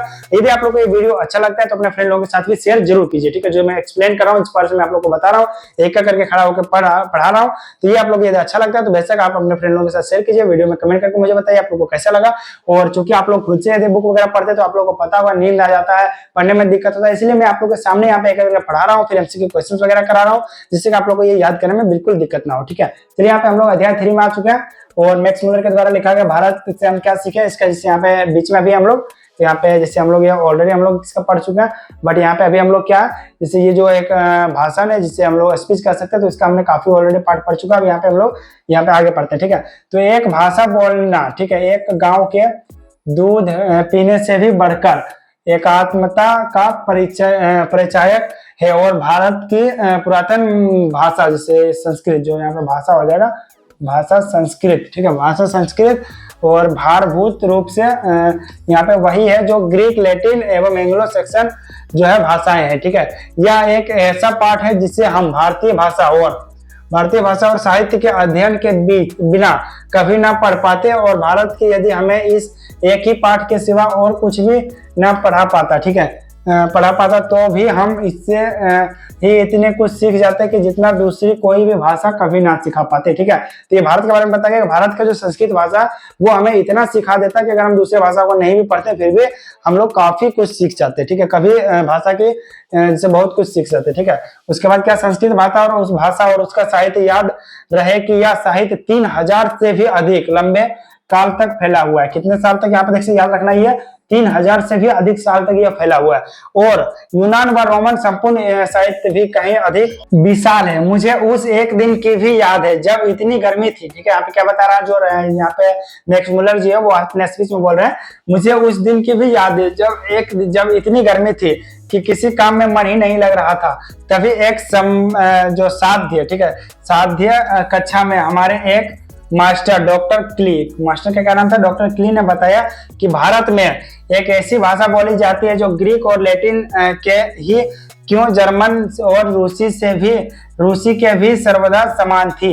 यह सुनकर पहले तो हम लोगों ने सोचा कि जैसे यह सुनकर पहले तो हम लोगों ने सोचा मास्टर साहब शायद आजकल के हल्के फुल्के मूड में है और कुछ मजाकिया बातें कर रहे हैं। ठीक है, पहले जो ये लोग जैसे जो मैक्स मुलर जो है वो सोचे कि उनके टीचर जो बोल रहा है ये बात कि भारत की जो भाषा है वो रूसी और से भी, जर्मन और रूसी भाषाओं से भी समान थी, तो इन्होंने सोचा पहले वो मजाक कर रहे हैं। ठीक है, मजाक के मूड में आज, लेकिन जैसे किंतु मास्टर साहब ने तो तत्काल संस्कृत, ग्रीक और लैटिन के संख्या वाचक शब्दों, ठीक है, संख्या वाचक शब्दों, सर्वनाम और समान धातु रूप सैया पट पर लिख दिखाए। सैया पट मीन्स क्या हुआ, जो ब्लैक बोर्ड होता है उस पर लिख दिखाए। अब तो हमारे सामने ऐसे तथ्य उपस्थित थे जिनके आगे नतमस्तक होना ही पड़ा। मतलब जब उनको एग्जाम्पल भी दे दिया कि हाँ जो भारत की भाषा संस्कृत है वो जैसे यहाँ पे कौन कौन से भाषा थे देखते हैं कि यहाँ पे तो रूसी था और जर्मन थे। ठीक है, जर्मन और रूसी भाषाओं से भी सर्वदा मिलते थे, लेटिन और जैसे ग्रीक और लैटिन से तो पहले से मिलते जुलते ही थे, उसके बावजूद यहाँ पे 2 और एग्जाम्पल देते, जर्मन और रूसी। तो यहाँ पे सभी लोग सिर्फ उनके सामने नतमस्तक ही हो गए, मतलब मानने के अलावा और कोई उनके पास शब्द ही नहीं बचा था। ठीक है, फिर यहाँ पे देखते हैं भारत के बारे में एक प्रकार के सुनिश्चित ज्ञान को मैं अपने व्यापक तथा इतिहास के ज्ञान के लिए आवश्यक मानता हूँ। ठीक है, जो भारत का ज्ञान होता है उसे किस लिए, इतिहास के ज्ञान के लिए आवश्यक मानता है, जिसे व्यापक तथा इतिहास के ज्ञान के लिए। भारत के साथ हमारे परिचय के फलस्वरूप आज यूरोप वासियों की धारणाएं बदल चुकी है और बहुत विस्तृत हो गई है। वह हम यह जान चुके हैं। ठीक है, अब हम यह जान लेंगे कि जैसे पहले समझा जाता था वास्तव में हम उससे कुछ भिन्न है। कल्पना कीजिए कि, ठीक है, कल्पना कीजिए कि छोटी छोटी प्रलय या भौगोलिक उथल पुथल के कारण कभी अमेरिका के लोग अपने आप को अंग्रेजी मूल के सर्वदा भूल जाए और तब ये 3000 वर्ष बाद, ठीक है, 3000 वर्ष बाद उन्हें अकस्मात मालूम हो जाए कि 17वीं सदी में ऐसी ही अंग्रेजी भाषा, ठीक है, ऐसी अंग्रेजी भाषा और उसका साहित्य विद्वान था, ठीक है, विद्वान था मतलब उपस्थित था। तो आश्चर्याधीन होंगे, मतलब जो आश्चर्यजनक होते हैं उस तरह से आश्चर्यजनक होंगे। ये क्या बता रहे हैं, आज से 3000 साल बाद जब ये देखा जाएगा कि 17वीं सदी में भी अंग्रेजी जैसा कोई भाषा था तो वो खुद आश्चर्यजनक होंगे। उसी प्रकार से हमारा संस्कृत भाषा जो कि अभी से 3000 साल पहले का भाषा है, ठीक है, उसी के बारे में। संस्कृत की खोज से हमारे लिए आज ठीक ऐसी ही स्थिति यहाँ पे उत्पन्न हो गए हैं। इसके कारण हमारी ऐतिहासिक चेतना में एक नया अध्याय जुड़ गया है और हमारे भूले बिसरे बचपन, ठीक है, कि मधुर स्मृतियां फिर से साकार हो उठी। संस्कृत तथा दूसरी आर्य भाषा भी एक यहाँ पे भाषा बताया गया। आर्य भाषाओं का अध्ययन ने हमारे लिए बस इतना ही, ठीक है, बस इतना ही किया हो सो बात भी नहीं। इससे मानव जाति के बारे में हमारे विचार व्यापक और उदार ही नहीं बने हैं तथा लाखों, ठीक है, तथा लाखों करोड़ों अजनबियों तथा बर्बर समझे, ठीक है, बर्बर समझे अनेसले लोगों को भी अपने ही परिवार के सदस्य की भांति गले लगाना ही नहीं, ठीक है, गले लगाना ही सिखाया है। ठीक है, मतलब क्या हुआ, यह जो संस्कृत भाषा है ये किससे बर्बरता वगैरह नहीं सिखाता है, बल्कि जितने भी लोग हैं सभी से मिलजुल के रहना उसी के बारे में बताता। तो वही है, लाखों करोड़ों लोगों के साथ जैसे गले लगाना ही बताते हैं, ठीक है, गले लगाना ही सिखाते हैं। अपितु इनसे मानव जाति के संपूर्ण इतिहास को एक वास्तविक रूप से प्रकट कर दिया। जैसे इन्होंने जो संस्कृत भाषा इसलिए क्या किया, जो मानव जाति है उसको संपूर्ण इतिहास को एक वास्तविक रूप में प्रकट किया, ठीक है, उसके बारे में बताया गया, प्रकट कर दिखाया है, ठीक है, को पहले नहीं हो, ठीक है, पहले नहीं हो पाया था, जैसे ये पहले नहीं हो पाया था उसके बारे में। भाषा विज्ञान के द्वारा हमने अब तक जो निष्कर्ष निकाले वे संस्कृत की सहायता के बिना कदापि प्राप्त किए जा सकते थे, मतलब प्राप्त कभी नहीं किया जा सकता संस्कृत के बिना, वो जैसे जो है वो पहले नहीं हो सकता था, ठीक है, उसके बारे में। आज हमारा इतिहास का यह अध्ययन प्रतन मानव को अपने वास्तविक पूर्व को यहाँ पे क्या पहचानिए, ठीक है, इससे फ्रेंकन जो फ्रेन उक्ति को क्रियान्वित कर सकने योग्य बनता है। इस प्रकार मनुष्य इस विश्व में अपना वास्तविक स्थान निश्चित कर पाता है और यह जान लेता है कि उसने अपनी जीवन यात्रा कहाँ से आरंभ की थी और जिसे कहाँ से आरंभ की थी उसे कौन सा मार्ग, ठीक है, उसे कौन सा मार्ग अपनाना और कहाँ पहुंचना है। हम सब पूर्व से, ठीक है, पूर्व से आए हैं और हमारे जीवन में जो भी कुछ अत्यंत मूल्यवान है वह हमें पूर्व से मिला है और पूर्व का पहचान लेने से ऐसी प्रत्येक व्यक्ति को जिसने इतिहास की वास्तविक शिक्षा का कुल लाभ उठाया है, भले ही यह प्राच्य विद्या जो विषाद ना भी हो तो भी यह अनुभव आवश्यक होगा कि नानाविध जैसे बहुत प्रकार के समृद्धियों से भरे अपने पुराने घर की ओर जा रहा है, ठीक है। इसका मतलब क्या बोला, जैसे जो हमारा मैक्स मुलर है वो बोलते हैं कि जो पूर्व में क्या वो भारत देश, जैसे जो इटली वगैरह जो यूएसए वगैरह है तो ये उधर के रहने वाले, तो उधर से पूर्व की साइड जो इंडिया है तो उसके बारे में बोलते हैं कि हमने बहुत कुछ सीखा, बहुत कुछ लिया, तो वो हमारा पूर्व से ही है, तो हमें उस साइड जाना चाहिए। इसके बारे में इन्होंने बताया, जैसे वहां से बहुत सारे विद्याएं ली, बहुत सारा कुछ सीखने को मिला, बहुत सारे के बारे में यहाँ पे बताया गया, ठीक है। अब यहाँ पे हम लोग देख लेते हैं, अगले वर्ष जब आप लोग भारत के तट पर पहुंचेंगे तो बजाय इसके कि आपका दिल बैठने लगे, ठीक है, यहाँ पे बताया गया है कि जब आप लोग अगले साल जब भारत के तट पर जाएंगे तो बजाय इसके कि आपका दिल बैठने लगे, मैं चाहता हूं कि आप अपने से प्रत्येक को ठीक वैसा ही अनुभव हो सके जैसा कि आज से 100 वर्ष पहले सर विलियम जोन्स, यहाँ पे एक नेम यूज किया गया, सर विलियम जोन्स की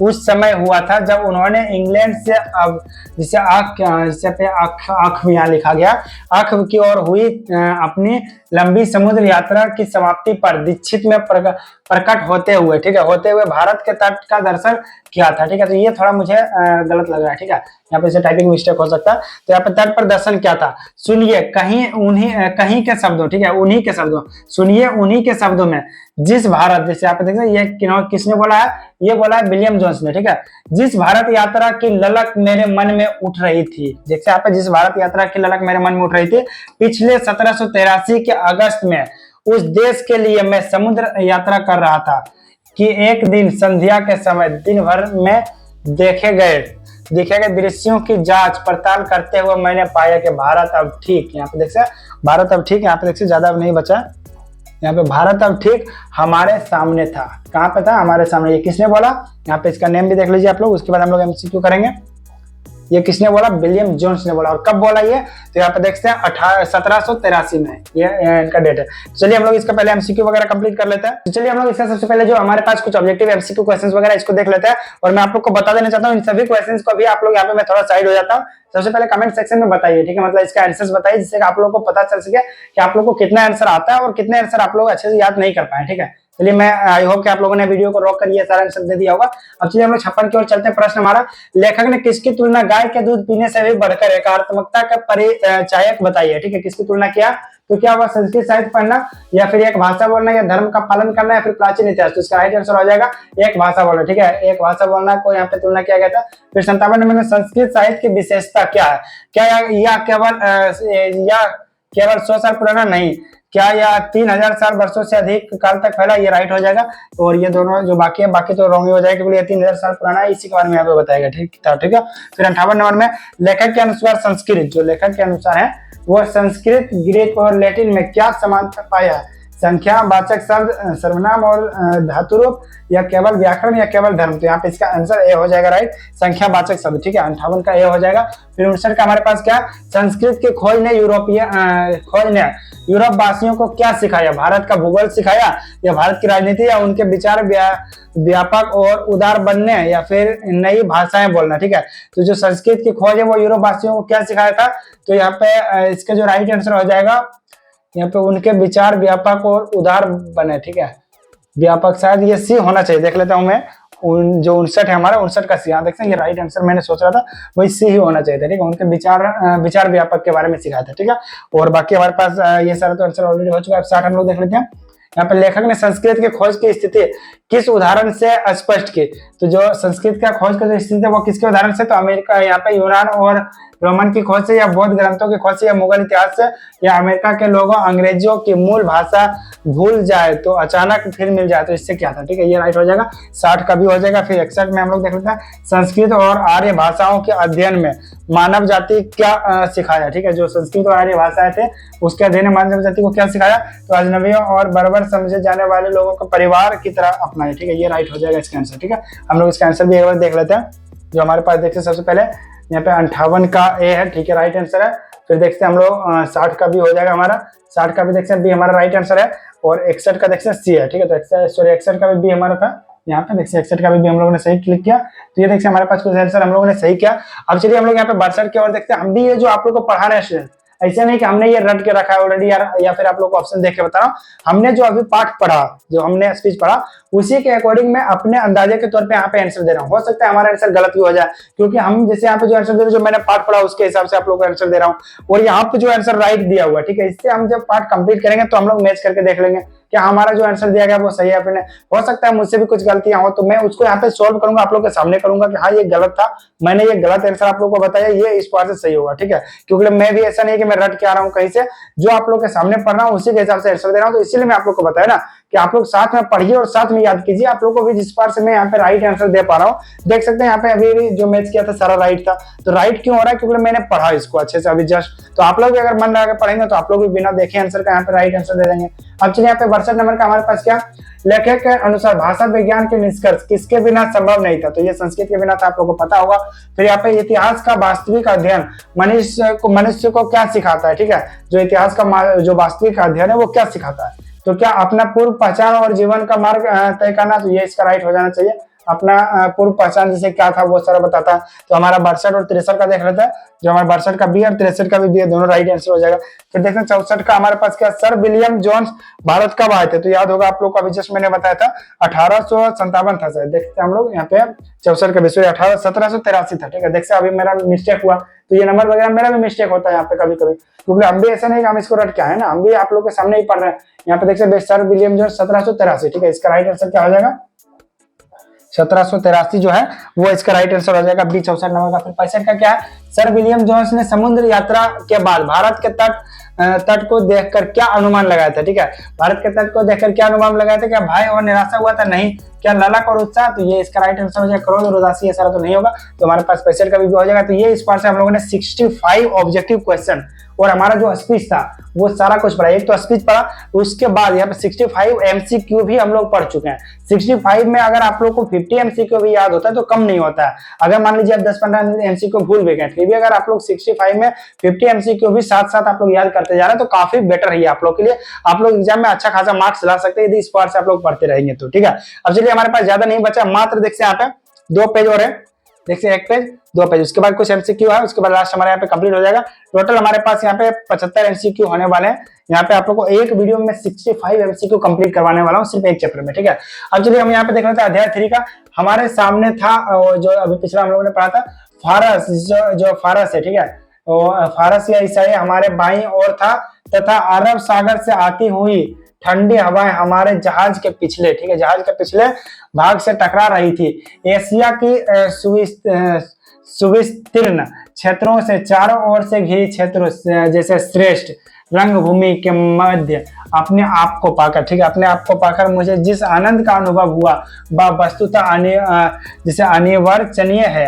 एशिया की यह भूमि नानविद ज्ञान, जिसे मतलब बहुत सारे ज्ञान, विज्ञान की विज्ञान धात्री, आनंददायक ललित तथा उपयोगी कलाओं की जननी है। ठीक है, 101 से एक बढ़कर शानदार कार्यकल्पों की दृश्य भूमि मानव, जिसे मानव प्रतिभा के उत्पाद के लिए अत्यंत उर्वरक क्षेत्र तथा धर्म, राज्य सरकारों, कानून या विधि संहिता और रीति रिवाज, ठीक है, रीति रिवाज, परंपराओं, भाषा, लोगों के रंग रूप और आकार प्रकार आदि की दृष्टि से अपनी अत्यधिक विविधता के कारण सदा से, ठीक है, सदा से सर्वत्र समान की दृष्टि से देखी जा रही है। मैं यह कहे बिना नहीं रह सकता कि कितना अधिक विशाल और महत्वपूर्ण क्षेत्र अभी तक अनदेखा ही रह गया और कितने बड़े व ठोस लाभ अभी तक प्राप्त नहीं किए जा सके। भारत को सर, ठीक है, भारत को सर विलियम जोन्स जैसे अभी ना जाने कितने स्वप्नदर्शियों की आवश्यकता है। ठीक है, जो विलियम जोन्स थे उसी के बारे में से और भी बहुत सारा की आवश्यकता है भारत को, कि बहुत सारा आए घूमे बोले देखे इस पार से, वो वही बोला जा रहा है। ठीक है, आवश्यकता है। जब अपने जहाज से डेक पर अकेले खड़े 37, ठीक है, 37 वर्ष के सर जिन्स, जो विलियम जोन्स है उन्हीं को बताया, सर विलियम जोन्स ने देखा था कि सूर्य जिसे उपरांत सागर में डूब रहा है, जिसे जो सूर्य है वो जब शाम हो गया तो उस टाइम जब डूब रहा है, तो ये कितने वर्ष की उम्र में था वो देख लेते हैं। यहाँ पे 37 वर्ष, आप लोग को याद रखना, 37 वर्ष की उम्र में जब वो वहां पे उतरे थे डेक पे, जो जहां नाव रुकता है वहां पे जब उतरे थे तो वो फर्स्ट टाइम देखे थे, भारत की जमीन पे उतरे थे। उसके बाद देखा था सूर्य किस पार से शाम के समय डूब रहा है समुद्र में, तो उनके पीछे इंग्लैंड की सुमधुर स्मृतियां तथा उनके सामने भारत की आशा जगमगा रही थी। ठीक है, इन्हें ईरान तथा उसके प्राचीन सम्राट मानी, ठीक है, अध्यक्ष रूप में उपस्थित लग रहे थे। अरब सागर की शीतल मंद जो है समर के झोंके, ठीक है, समीर बोल रहा हूँ, या समर के झोंका मीन्स क्या हुआ, जो हवा के झोंके होते हैं उन्हें झुला रहे थे। ऐसे स्वप्नदर्शी ही यह समझ सकते हैं कि अपने स्वप्नों को साकार और अपनी कल्पनाओं को वास्तविक रूप से परिणत कैसे किया जा सकता है। ठीक है, स्वप्नदर्शी मीन्स क्या हुआ, जो लोग सपना देख सकते हैं वही उसे पूरा भी कर सकते हैं। उसी प्रकार से आप है, ऐसे जो स्वप्नदर्शी होते हैं वही इस चीज को अनुभव कर सकते हैं, वही इस चीज को देख सकते हैं उसी के बारे में। ठीक है, और जो बात यह स्थित आज से 100 वर्ष पहले थी, ठीक है, आज से 100 वर्ष पहले थी, आज भी वैसे ही है, या यूं कहें कि आज भी वैसा हो ही सकती है यदि आप लोग चाहे तो। ठीक है, भारत के बारे में वैसे ही सुनहरे सपने देख सकते हैं और भारत पहुंचने के बाद एक से बढ़कर एक शानदार काम भी कर सकते हैं। ये कौन बोल रहे हैं, जो हमारे राइटर है मैक्स मुलर जी, वो कहाँ बोल रहे हैं अपने स्पीच में, बोल रहे हैं दूसरे लोगों को जो वहां पे उनके सामने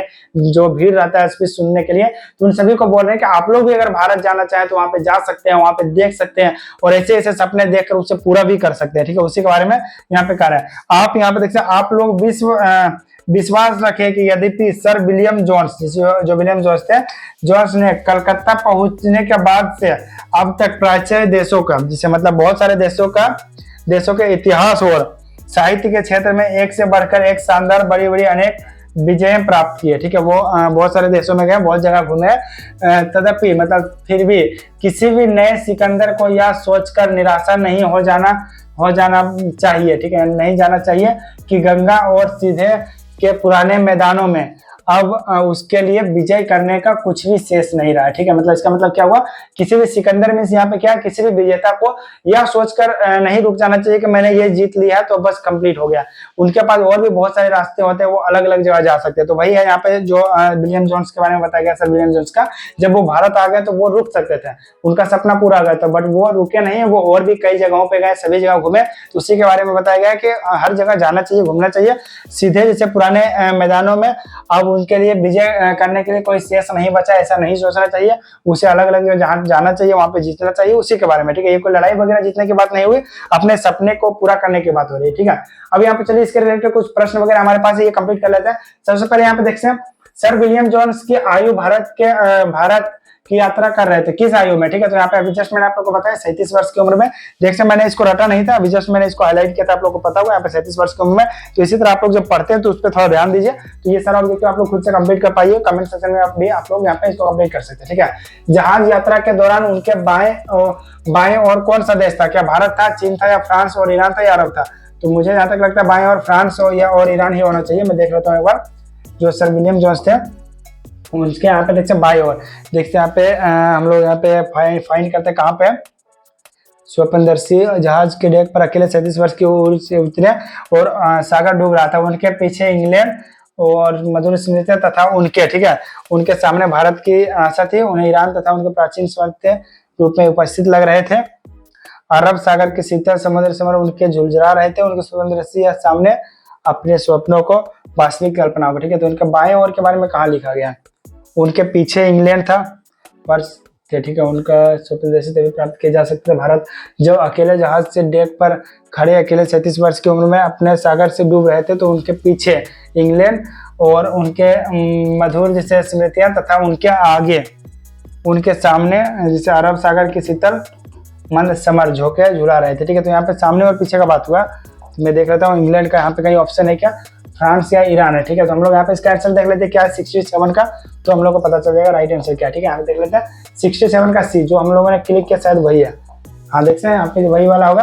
यहाँ पे उनके जो बाएं साइड जो है वो फ्रांस और ईरान के बारे में ही बताएगा। ठीक है, फिर यहाँ पे 68 नंबर में क्या, जहाज के पीछे भाग में कौन सी ठंडी हवाएं आ रही थी। ठीक है, तो क्या वो हिमालय की आ रही थी, अरब सागर की, बंगाल की खाड़ी की, अटलांटिक की। तो यहाँ पे अरब सागर का जो ठंडे ठंडे हवाएं थी वो आ रही थी। अभी जस्ट मैंने आप लोग को ये भी बताया था। देखते हैं यहाँ पे मैं अगेन आप लोग को दिखा भी देता हूँ, जो जिससे उनके पीछे से इंग्लैंड की मधुर स्मृतियां तथा उनके, ठीक है, सामने भारत की आशा जगा रही थी, उनके ईरानी तथा उनके प्राचीन सम्राट अच्छे उपस्थित। ठीक है, अरब सागर की देखते हैं उनके यहाँ पे उपस्थित लग रहे थे, और अरब सागर की शीतल मंद समर की झोंके झुलझुला रहे थे। जो कौन सा सागर हो जाएगा, अरब सागर का। ठीक है, यहाँ पे देखते हैं, और इसका राइट आंसर में हम लोग अगर देखना चाहे देखते हैं 68 का भी है और 59 का भी है। तो 59 का हम लोग यहाँ पे 68 का भी यहाँ पे सही है, 59 का भी वैसे भी हो जाएगा, लेकिन किस पार्ट से वो देख लेते हैं, जो मैंने अभी जस्ट देख लिया इसलिए। तो यहाँ पे लेखक ने एशिया की भूमि को किस रूप में बताया, तो आप लोग याद होगा मानव सभ्यता की जननी और ज्ञान विज्ञान की धरती। आप लोग यहाँ पे अभी जैसे हम लोगों ने स्पीच में देखा था तो बताया था। फिर 70 नंबर में देख लेते हैं, सर विलियम जोन्स ने जहाज पर खड़े होकर क्या देखा, तो क्या सूर्य उदय को देख रहे थे, या फिर सूर्य उपरांत सागर में डूब रहा था, सूर्य सागर में डूब रहा था उसे देखा था।